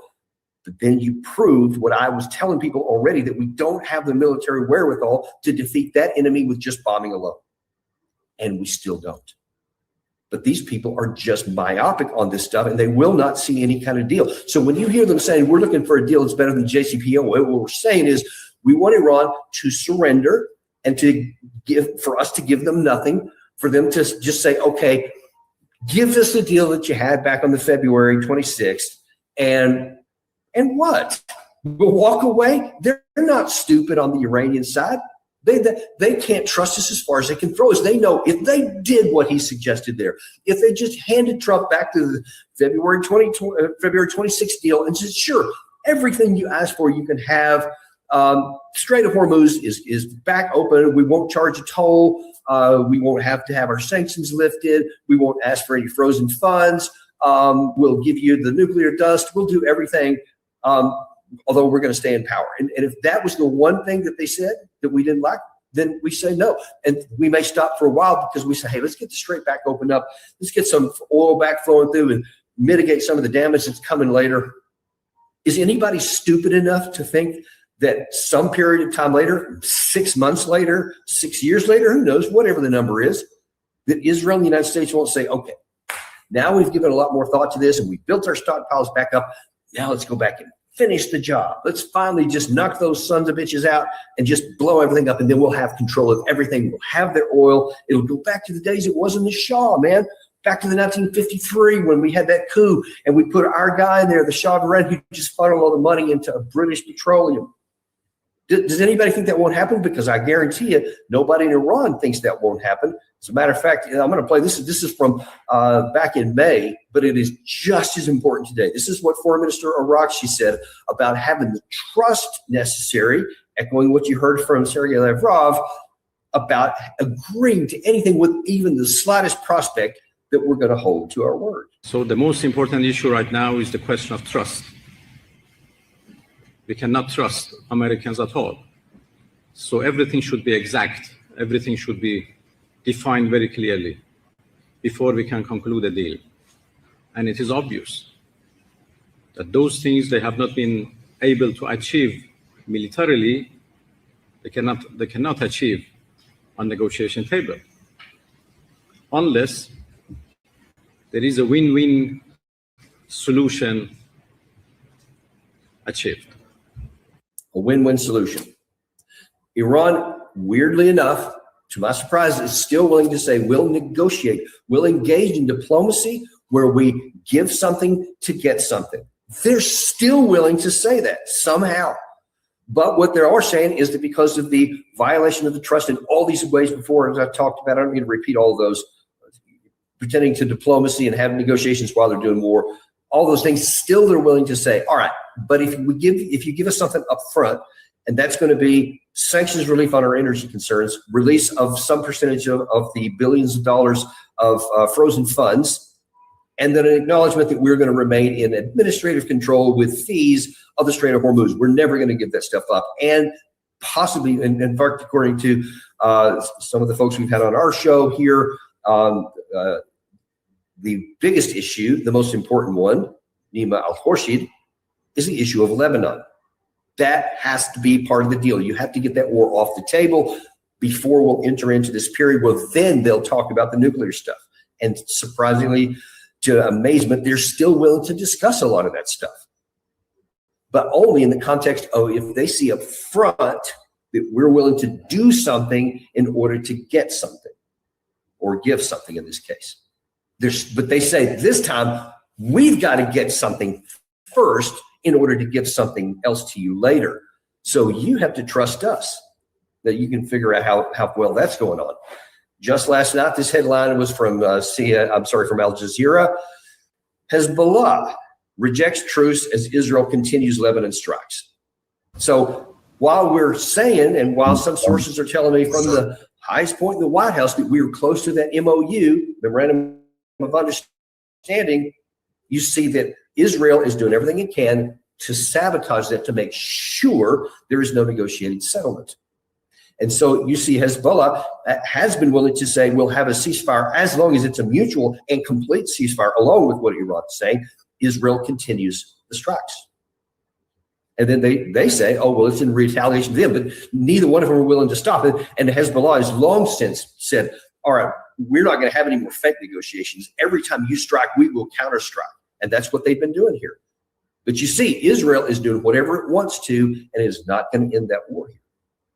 So if you can't get that part done, you can't even get step one. What possible hope is there to get to the other incredibly hard steps? You heard Dan Hoffman there mocking the idea of it has to be better than a JCPOA. And if you're telling me one of the first public statements is going to be that we're going to unfreeze $12 billion of Iranian assets, that is by definition worse than the JCPOA, because as I recall, it was $1.7 billion of frozen funds that went to Iran back then. So if you can't get to step one and you're being mocked already from your side about step two, how do you get to step 3, 4, or any other steps at all?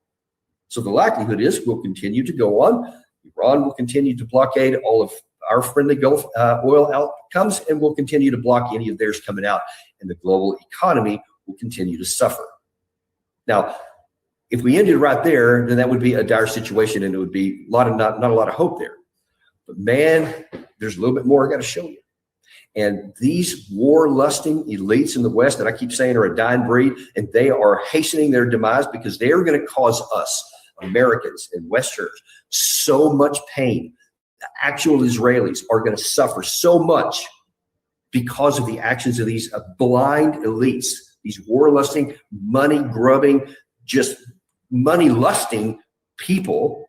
They want to say, okay, whatever you see in front of you, you see this cup here, this paper cup? It's not a paper cup. It's a bag of gold. Isn't this great? Look at this bag of gold. And any normal person is going to go, what are you talking about? It's a paper cup.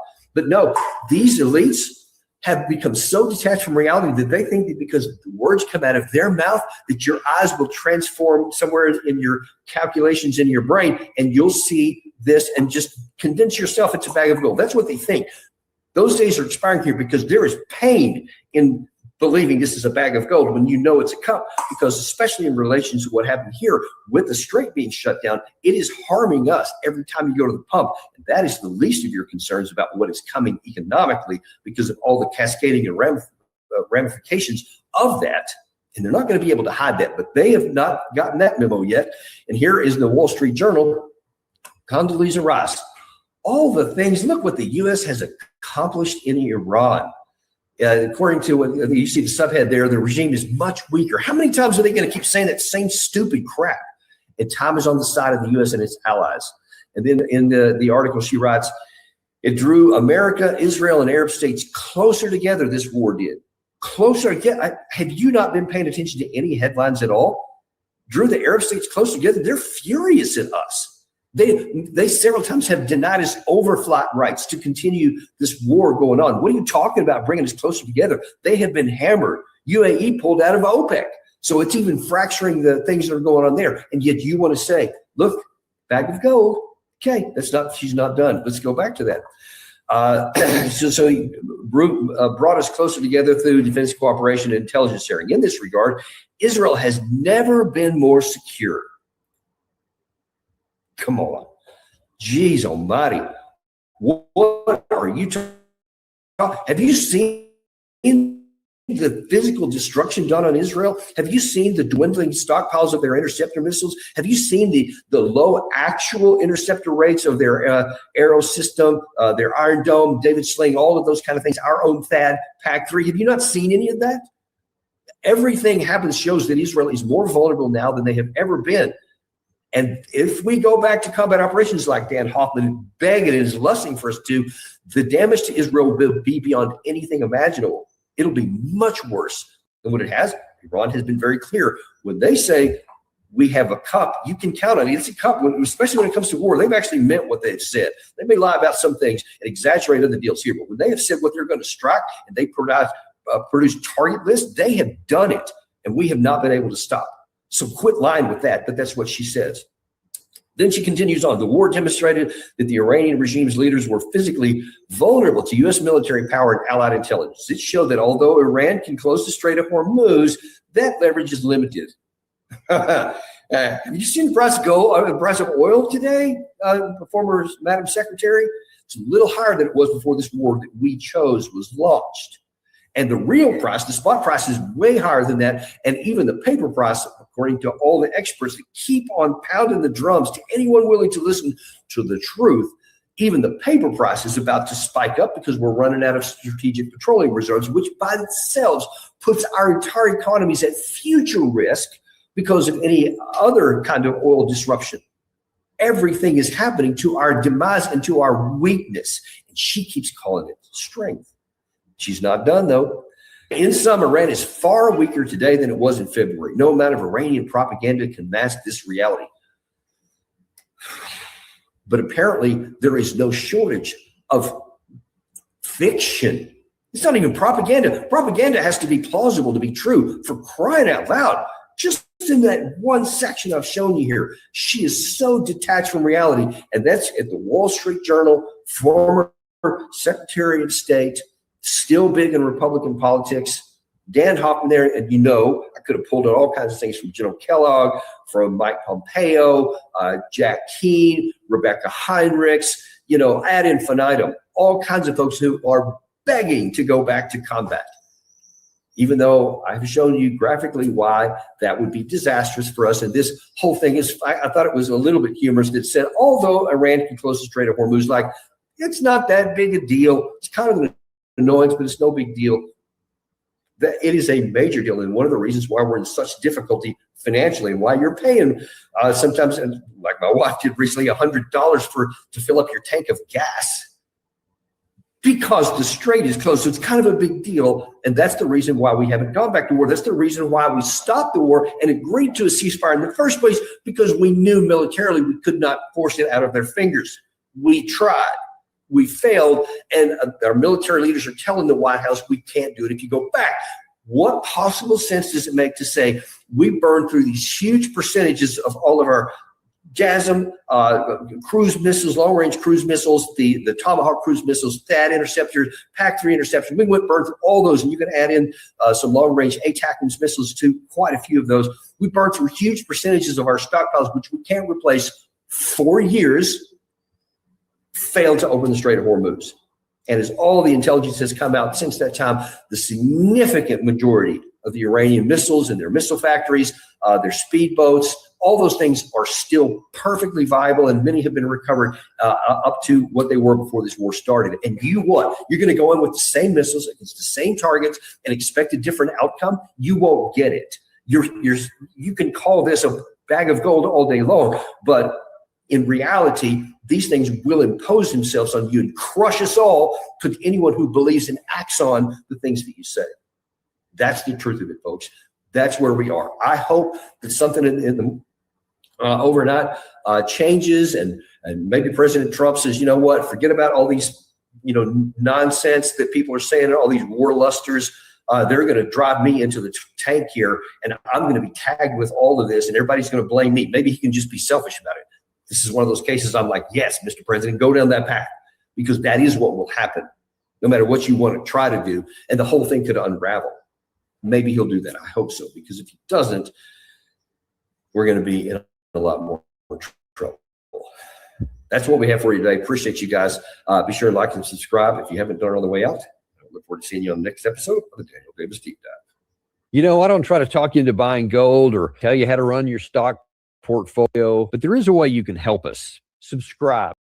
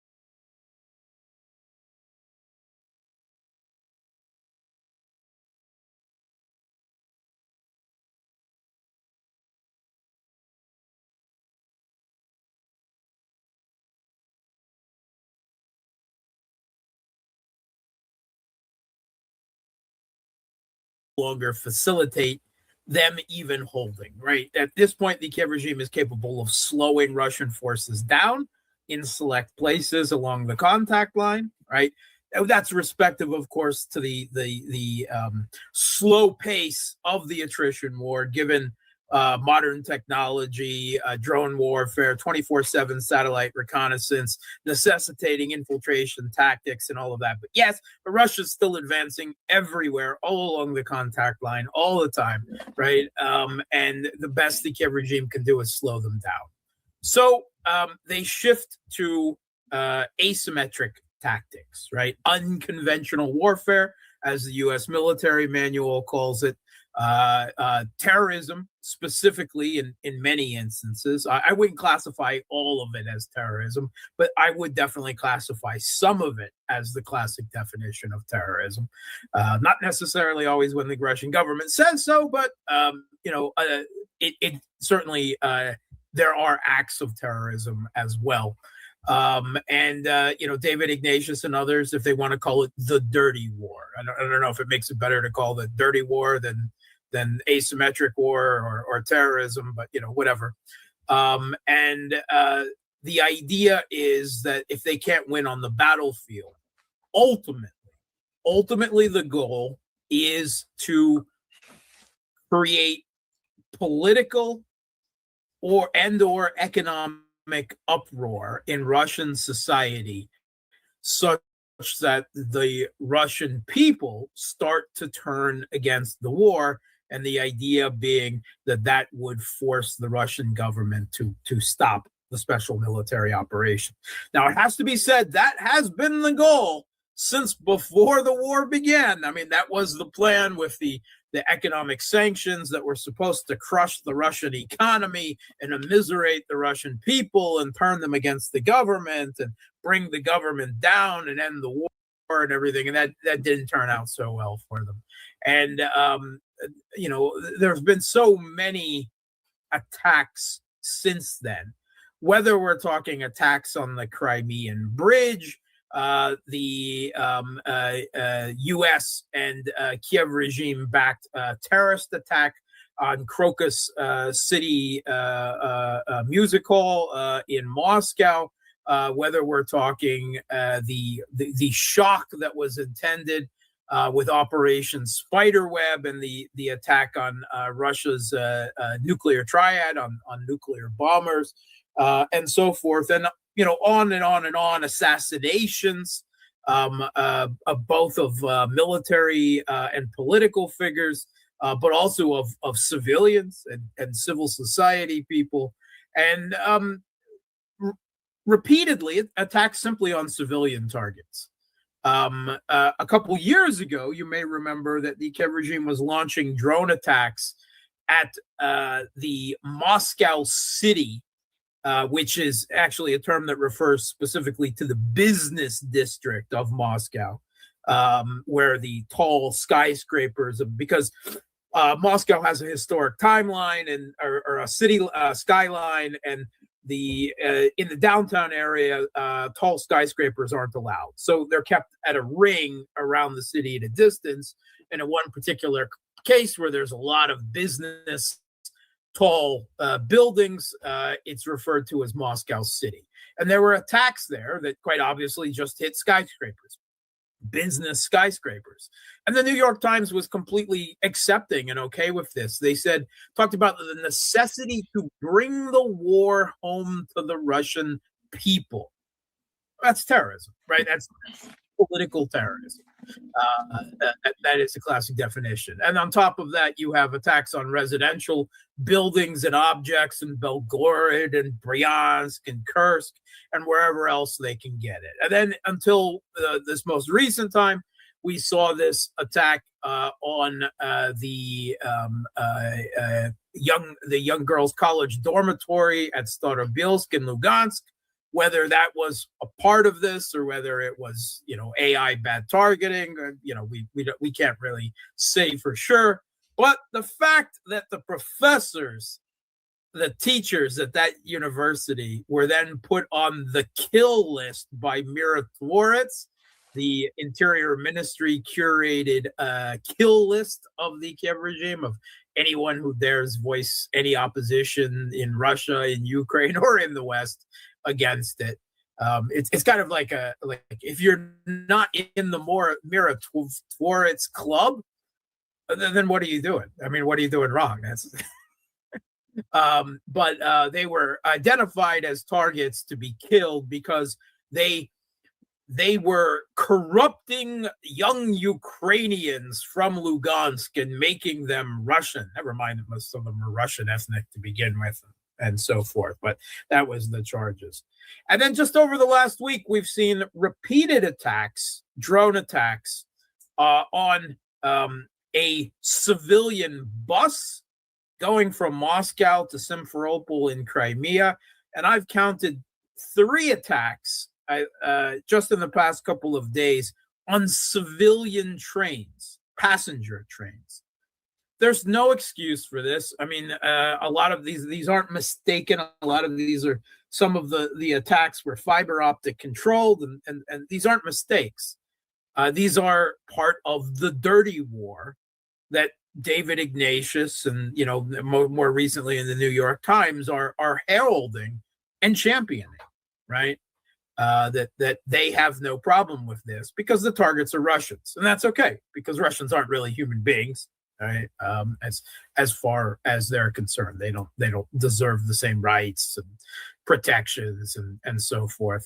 That's really exclusively reserved for Westerns and so forth. So that is the dirty war that will probably to a greater and greater degree as we come closer to an end. And I'm not saying the end is close. I do not agree that the end is close, but it doesn't have to be close for this to begin. There has passed a point where it's recognized that battlefield victory is not possible. In fact, battlefield defeat eventually, if things don't change, is assured.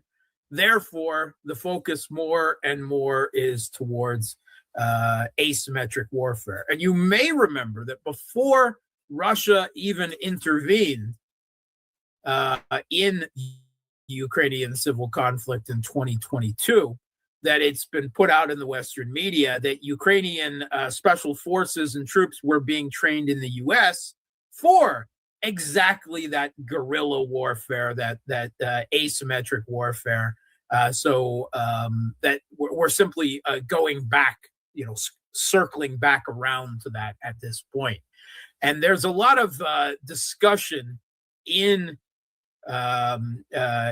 inside Kiev regime-controlled Ukraine at this point, among what passes for media and social media, that Zelensky is getting ready to get rid of his second head of the military, Syrskyi, and that he's simply waiting for the inevitability of Konstantinovka falling, which its defenses are crumbling fairly rapidly at this point for the speed of this conflict. And the you don't have to take my word for it, because that's what all the Kiev regime commanders and their interlocutors on social media are saying at this point. But the talk is, the reports on Ukrainian Telegram channels and media is that Zelensky is going to get rid of Syrskyi and he's going to replace him with Budanov.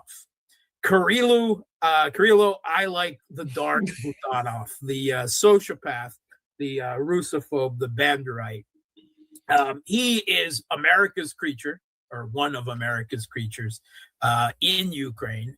He was brought up out of the Kiev regime's special forces and used against operations against Russia from essentially 2014 on for years, behind the lines in Crimea, where he was supposedly horribly injured and all of this sort of thing. He then eventually became a head of the Kiev regime's military intelligence, the GUR. And you may remember in the New York Times, the CIA essentially bragged through leaks that they, in 2014, came into Ukraine, took over their intelligence and their military intelligence, and rebuilt them from the ground up in their own image. And putting Budanov at the top of the military intelligence was their, he was their pet in Ukraine. So he had that up for a long time, and he's the one responsible for less a classic role of military intelligence and more of covert ops, asymmetric warfare since then. And then in the last year, he was actually moved to replace Yermak, Zelensky's long-standing gray cardinal chief of staff, who was mired in corruption scandals. And basically, the U.S. went after him with quote-unquote corruption watchdogs that it controls in Ukraine as a way of trying to leverage Zelensky, which I guess ultimately was unsuccessful. But for the replacement, Zelensky really kind of shockingly, to the surprise of everyone, nothing that makes a whole lot of sense other than maybe having a potential political opponent closer to the chest, brought Budanov in as his chief of staff. Well, anyway, now the talk is that Budanov is going to be sent to head up the military now to replace Syrskyi after Konstantinov falls. And that's rather interesting because while Siersky at least was a high-ranking general and long-term commander, even if he was hated by his own people and referred to as the Butcher, not for what he did to the enemy, but for what the damage to his own troops. But replacing him with Budanov. Budanov has no military command experience leading men in the battlefield at anything higher than, the covert ops squad level. And you might, why is he doing that? I guess you could make the argument that he is a Banderite. So, he's absolutely committed to war with Russia to the end along ideological lines in one form or another. But it also makes a certain amount of sense. If you know that you can't win on the battlefield, and you know that more and more this is going to be a dirty war as time goes on, and then a conventional war, if that's your way of striking back, then it makes a certain amount of sense to put the guy who has been in charge of that dirty war for the last several years in charge of the military as a whole. And that's where this dirty war is heading. It's only going to get worse in scale and in shall we say the level of dirtiness, right? We're talking pig pen levels of foulness, right? That we're heading to with the dirty war. It's you should not be shocked by anything, right?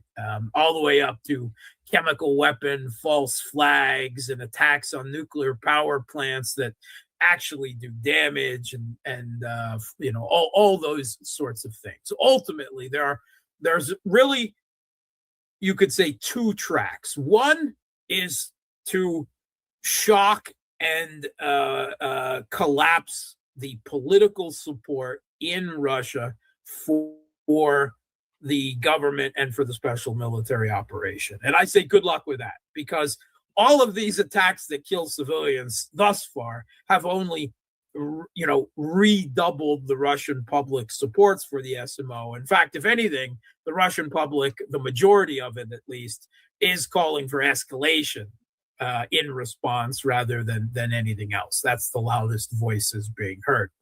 Other than that, the goal, of course, is some type of provocation that would bring Europe and the United States directly into the conflict at some point down the line. That would be, another potential goal of that. But that's what we're looking at moving forward.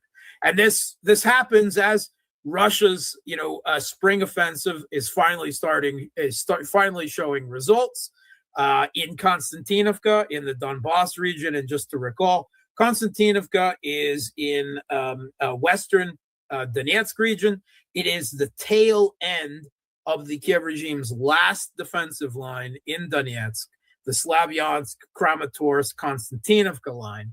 Russian forces have been in and moving to flank Konstantinovka since at least December. All right, so this has been going on for half a year. It has been a long, hard fight. Most of Konstantinovka, like Avdiivka and other cities before it, is destroyed at this point. It's ruins. There's not much left for the Kiev regime to hide in at this point. But it's not just Konstantinovka where they're crumbling. Russia is in the suburbs at this point of Slavyansk and Kramatorsk, or Kramatorsk and Slavyansk as well. In fact, there are reports that Russian forces are also crumbling the defenses in the town or suburb of Kramatorsk. Rai Alexandrovka is another basic success of this last week. Long fight there, but that is the last suburb before you get to Kramatorsk proper. And north of Slavyansk, Russian forces are moving from the east towards Slavyansk, but also from the north, where the southern Kharkov, northern Donbass cities there of Liman, which is over 80% in Russian hands as of now, and then Izium, and then to the vulnerable north of Slavyansk. So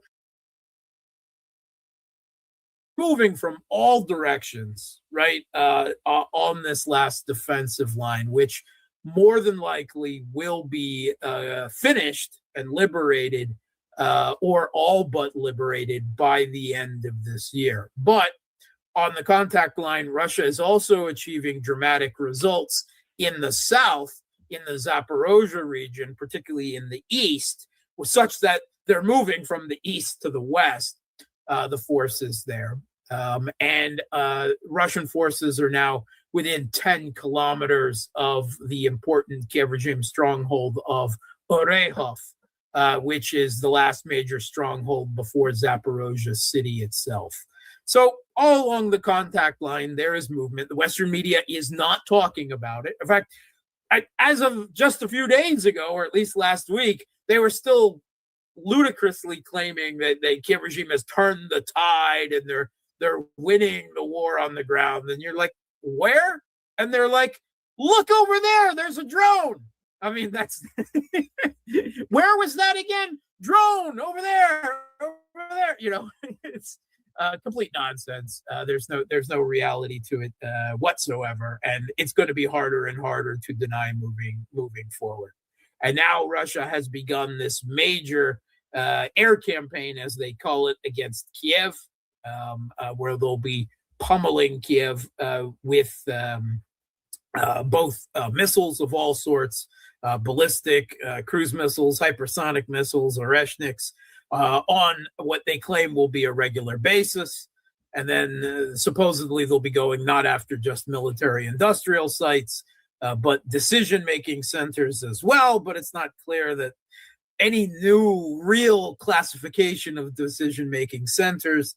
I think it has more to do with the Kiev regime has no air defense anymore, none, because the West is completely out. Right? They can't even defend Israel and their Gulf Arab states. They're just out of interceptors. I mean, they finally reached it. We've been talking about how close they are. They've slammed into that wall now. The Achilles heel of the U.S. They just don't make enough air defense interceptors. And to be perfectly frank, even when they have them, we've seen perfectly well in Israel and the Gulf states. The Patriot is a bust. It doesn't work. Right, certainly not against any modern ballistic missiles or the like. I mean, if they have to fire 6 and 7 of them at an Iranian ballistic missile and fail to bring it down, then I'm sorry, they have no chance in hell of hitting an Iskander M or anything modern like that when it's coming in. So a combination of this. They're calling it a window of opportunity. It's not really a window of opportunity. It's like the entire wall of that side of the house has been knocked down and it's never going to come back, right? Because there's no time in the foreseeable future where the U.S. is going to be able to ramp up production of air defense interceptors to start putting them back in. So that's done, right? That's going forward. But also Russia is now producing so many missiles and so many drones at this point. I saw a number put out by the Russian Ministry of Defense, which is perfectly credible when you're considering all types of drones. But Russia's making 15,000 drones a day. I can believe it.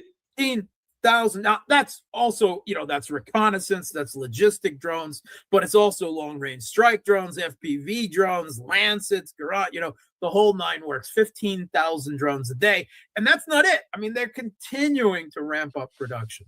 And it was just this morning that the Kiev regime's leader, the comedian Zelensky, and he, this is probably not a comedy skit for him, but he claimed that Russia is putting out 120 ballistic missiles a month, production-wise, which I think is probably an underestimate. Maybe he's talking just Iskander M's at this point. But I mean, again, significant drone and missile production, such to the point that they're now capable in a way they probably weren't before to conduct a concentrated campaign at Kiev like they are now going to be able to do and claim. We've seen 2 big hits basically in just over a week now, and I think we can expect that probably on a weekly basis now. At least one big pummeling, some reassessment, some to see what damage assessment and what is next. But the primary targets were drone production, drone launching, training, but also airfields, storage fields, supposedly some military command and control centers, Ukrainian intelligence. That's what they're increasingly going to be going after in Kiev. Also logistics, railroad lines, and the like. Yeah, it seems to me that you've got that combination of factors that they were waiting for. Our ability to produce has gotten to a point where we're comfortable that we can fire this amount and still reserve the others for a potential war with NATO, number one. NATO, not just reserve them, but continue to build our stocks, continue to hit you regularly, and your ability to defend against them has deteriorated to a point where you found a sweet spot, shall we say, in the military for a drone slash we already had a pretty significant drone war where they were hitting them with like 300 a night. That happened like close to a year ago. And it seems to me that that was also part of softening up the air defense systems and everything else. Absolutely. And now you've got another point where you can hit them with missiles. And I would imagine at some point it gets to the point where you can fly bombers over. But we're not there. But that comes at some point where you may be able to literally fly bombers over there and just drop. Sure. I mean, I think there's absolutely no real reason for Russia to risk its bombers or use them when, the drones and the missiles are more than capable of doing it without any risk whatsoever. Yeah. That's simply the face of modern warfare. Bombers are perhaps less fallback, less utility than needed before. But yes, Russia could be there soon where they were able to do that, at least over Kiev. Western Ukraine, probably some time yet. And they certainly don't want the Polish to start getting antsy and start firing into Ukrainian air or something like that on behalf of the Kiev regime, leading to something more direct, even if the Kiev regime doesn't have any air defense left. So perhaps to be quite frank, in the context of modern air warfare, we should redefine the bombers, because the bombers are used to launch missiles safely in their own airspace. They can actually be used to launch drones as well, by the way. Right. So now we're in a way, if you think about it, because drones can be created cheaply, probably as cheap as a bomb, if not cheaper, right? Now, in effect, a bomber is bombing from a safe distance. Yes. It is releasing ordnance. It is releasing accurate ordnance. You went from dropping an iron bomb, right, to dropping an iron bomb and putting some flaps and guidance on it, and then it glides in and it hits a point, right? To now that bomb is now powered and it has a longer range. It's like the ability of the bomber from dumb bombs to smart bombs to brilliant bombs to, hey, we'll just stay back in our own airspace and fire missiles and drones at you. That's exactly what the U.S. does, right? By the way, and that's what it does with its bombers in Iran, right? It doesn't enter Iranian space and drop dumb gravity bombs or anything like that. The bombers are used to launch standoff munitions, air-launched cruise missiles, or the more advanced glide bombs, which are old dump bombs with glide kits. The U.S. Has its JDAMs and Russia has its FABs. They're quite powered at this point. They can carry 50 kilometers, even quite substantial distance. So yeah, the bomber has been redefined in the way it's used. And part of that is you don't want to put it at risk because it's a significant financial investment to develop those. One thing that I think something that has emerged in the last week, at least in the Russian media, discussing the conflict to a degree that is now being commonly discussed, is part of that quote unquote dirty war. over the last week, it's been determined that the Kiev regime was having problems launching its drones because Russia keeps hitting airfields where it launched drones from. So in mass, it has now switched to launching drones from commercial trucks, like what they did with Operation Spiderweb last year, but now on a mass scale. So a lot of the refinery strikes, possibly even some of the strikes towards St. Petersburg, but a lot of the strikes now are being conducted out of, commercial trucks, like Ford, but, that you might see on the road delivering goods, all over the U.S. and so forth. Container warfare.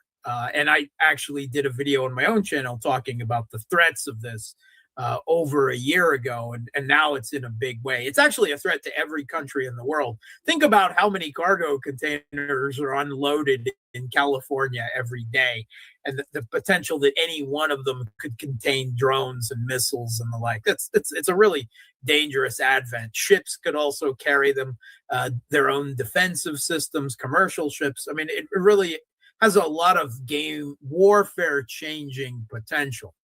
But what this is, and Russia knows this because there's videos of them targeting some of these things where you can quite clearly see commercial trucks being used to launch drones. So Russia now has to destroy every commercial truck on the roads in Ukraine that it sees. And that's, if you use a camouflage civilian as a camouflage, which, by the way, of course, is a war crime. That is a war crime. Let's be clear about that, because you're using, it's like using ambulances, which has also been done repeatedly and so forth. But that, of course, in order to defend themselves, Russia now has to hit every commercial truck they see on the roads in Ukraine, because any one of them could contain drones and missiles, and that they have made that perfectly legitimate now. It's unfortunate, but that's the reality. But that is another facet of this dirty war. And again, it's only that this is now not an exceptional one-off. This is now the norm. And what is the next norm? Right? They're going to have to disguise more things in order to conduct successful attacks, use civilian this and that in ever greater ways, not only for defense, but for offense in ways that haven't been done even yet in this conflict. Between the minds of the Banderites in Kiev, huddling with the best of NATO's masterminds of CIA and others, MI6. I'm sure they can come up with some pretty dastardly, dirty war stuff that would surprise even me going forward. Yeah, I think the next thing I'm interested in seeing, because I think it's going to have a dramatic effect on the conflict, and we discussed it a little bit, but there's coming here shortly, probably not so much for Russia, but for a lot of other countries, particularly in Europe, they're going to be starved of petroleum-related hydrocarbons. Very, very bad. It could get diesel fuel. I mean, the U.S. is talking about things going bad for us in July, but we at least produce a good bit. So, I mean, it'll be ugly, and there will be some destabilization here, but there will be an availability. That's what I mean. It'll be high priced, and people will be pissed, but it'll be there most likely. Might be issues with diesel. Europe's going to be running dry. My guess is when they run dry, now the people in charge will say what little we have has to go to Ukraine. And, they can give a crap about the people in their countries. If they got a couple gallons left, hey, the people will be like, hey, can we get that last few gallons? Nah, really, you can't. We got to send it to Ukraine. And of course, they'll just sell it overseas or keep the money or something. But I think that's going to be a factor by the end of the summer, where Ukraine will be starved of hydrocarbons or the cost will be incredible, and that Russia will not be, and it's going to be hard for them to keep going. Sure. And right now, part of that is also being played out, exacerbating, right, with the war in the skies. Both sides are sending drones nightly, and on the Russian side, missiles as well. The Kiev regime doesn't have so many missiles left, but at gas storage, oil refinery, even gas stations are being targeted on both sides now. And that it goes exactly to your point about the military runs on diesel fuel, and the Kiev regime has to get its diesel fuel now from Europe. And Europe, has to buy it from outside. They have to buy it from Turkey and India, which is really just Russian oil that was sold and then refined and turned into diesel. But we won't go into that, the insane economics of this war. But one thing is for sure is that Russia makes enough diesel, right, to run its military. There's not the Kiev regime has not evidenced any ability to put a strain on Russia's war, to put strategic level strain on Russia. They can hit some storage tanks and create some big plumes that are good for social media. But as of last year and this year, no matter how much they talk about strikes on Russia's, oil depots and oil refineries, mostly they're hitting storage tanks.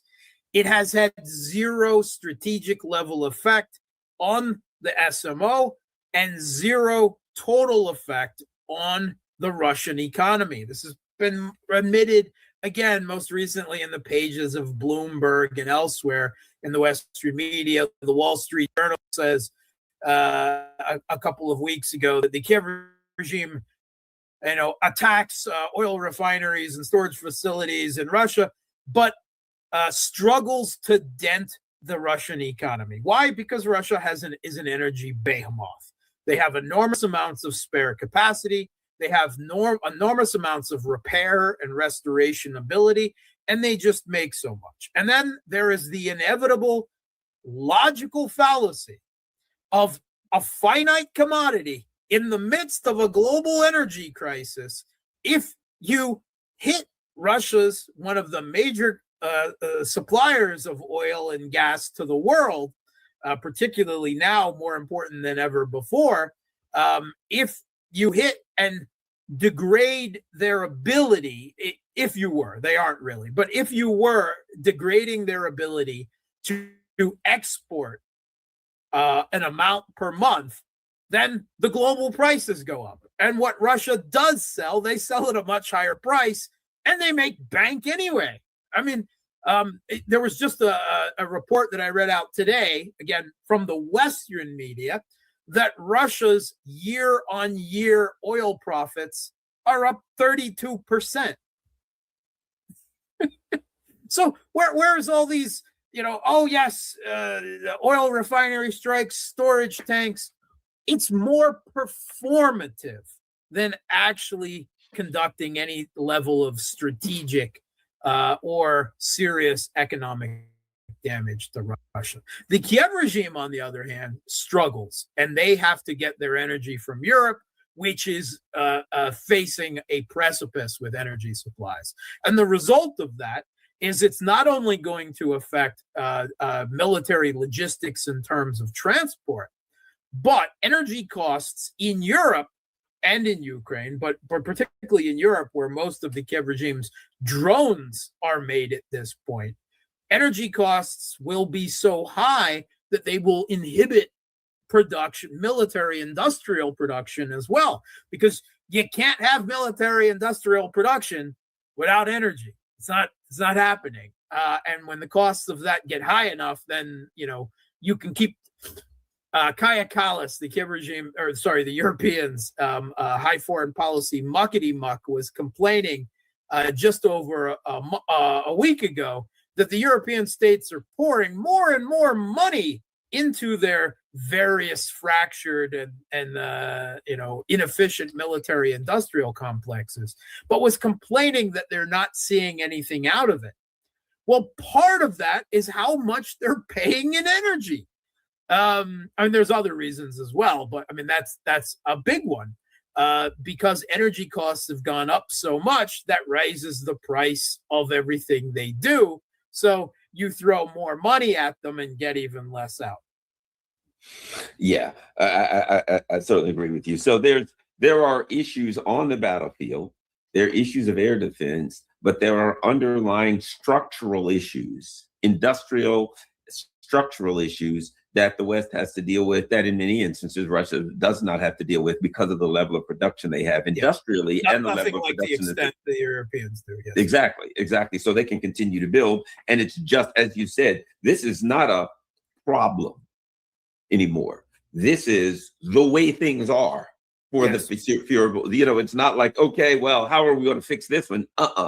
This is what they have to deal with. And they're out of a lot of things. And they're like, we're going to get ready to fight Russia. Well, the terrorism to me is the tool of the weak. You can't confront someone, so you sneak up behind them and you hit them in the head with something when they're not looking. That's all you can do, right? That's all Europe can do. They can talk about preparing to fight.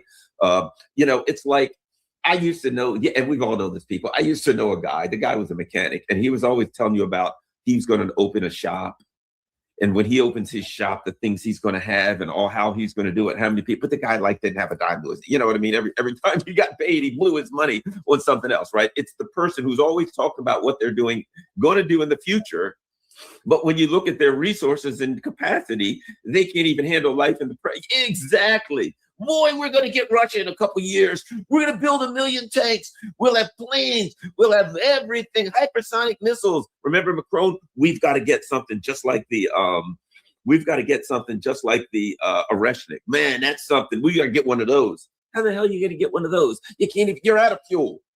Your country's falling apart and you're talking about building an Oreshnik. Yappy dogs, yappy dogs. That's, the Baltics are they're yappy dogs. I mean, there was this famous line. I'm a big sci-fi fantasy fan, of course. Game of Thrones. The Red Priests would chant, "The night is dark and full of terrors." Well, in our world, the night is dark and full of Baltic terriers. Right. Yeah. Like that. Full of terriers. Yeah. Oh, the Baltics. So, part of the dirty war this week. Again, not any real economic damage, but Russia was conducting their annual St. Petersburg International Economic Forum, where the whole point is to draw foreign investment into the Russian economy. And the Kiev regime conducted drone attacks, again, through Baltic's airspace. It was allowed again this week. And over the Gulf of Finland. And they managed to get something through, not a lot, but they managed to hit an oil storage tank in the outskirts of St. Petersburg ports, and it created a nice pillar plume of smoke over the St. Petersburg skyline to embarrass Putin, and send a message during the St. Petersburg International Economic Forum, and they succeeded. They got the images they wanted, right? They created that Russia's not invulnerable, right? They can't defend everywhere all the time, particularly not when NATO airspace is being used to allow them to attack an effective strategic rear in this conflict. But it's still mostly performative. It is psychological. Did hitting that storage tank affect Russia's economy or the ability to carry out the special military operation in any way? No, right? They'll celebrate it on the pages of social media and some headlines, much like they were celebrating the Kiev regime's attacks into Kursk a year ago.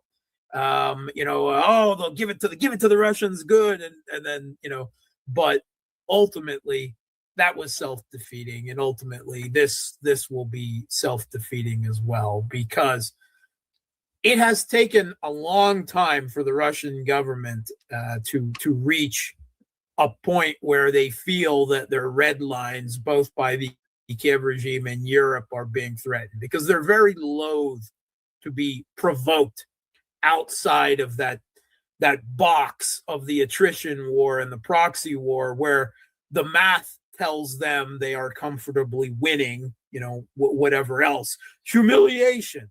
And they'll say, math. That's all they care. They don't care about humiliation in the Western language media, right? They care about the math of the strategic war, the attrition war. They're not concerned about perceptions or complaints on social media that Putin is a female cat or whatever, so forth. But they have provoked them to where there is enough that Russia does seem to be escalating it to an extent, perhaps shifting their rules of engagement at least a little bit in ways that they haven't before. And while I don't believe that direct kinetic strikes on NATO countries is anywhere down the road, I think increasingly you'll see some more electronic warfare being used to spoof and hijack some of those drones to hit targets in the Baltics and Finland. You'll see some more odd explosions at drone production facilities in Europe and so forth. You want to play a dirty war? Russia can play a dirty war too. And Russia, a dirty war, part of the whole point is that it doesn't have attribution and it can be done behind the lines. But that's a double-edged sword. And while Russia may be hesitant about open warfare with NATO, dirty war they're not hesitant about. They're perfectly willing to mix that up. So they want to get down that road. We can go down that road. I felt all along that Russia's perspective is this: when it comes to it, it benefits the NATO to expand the conflict, and Ukraine particularly, because and Russia's perspective is we got to take Ukraine, and I'm sure they ain't gonna leave much at this point. And so they're like, look, it benefits us not to expand the conflict. Yes. So you're trying to provoke us to expand the as soon as we hit somebody else, yes, we've expanded the conflict, hooray. And I'm sure that NATO has plans. As soon as they expand the conflict, if they hit anything, then we do this. No, we're not going to let you institute those plans. We're going to contain the fire, just like a fireman. What do they say? We want to contain the fire to this part of the house if we can, or to this house and not spread to the next house. You've got a fire, you want to contain it to an area and you're in control. Once it starts to spread, you can lose control. And I think that's Russia wants it in that box. And yes. While the U.S. is an expert of salami slicing escalation, in their own way, Russia is doing their own salami slicing of Ukraine, right? They take a little bit more. As far as they're concerned, time is on their side. They're not in a hurry.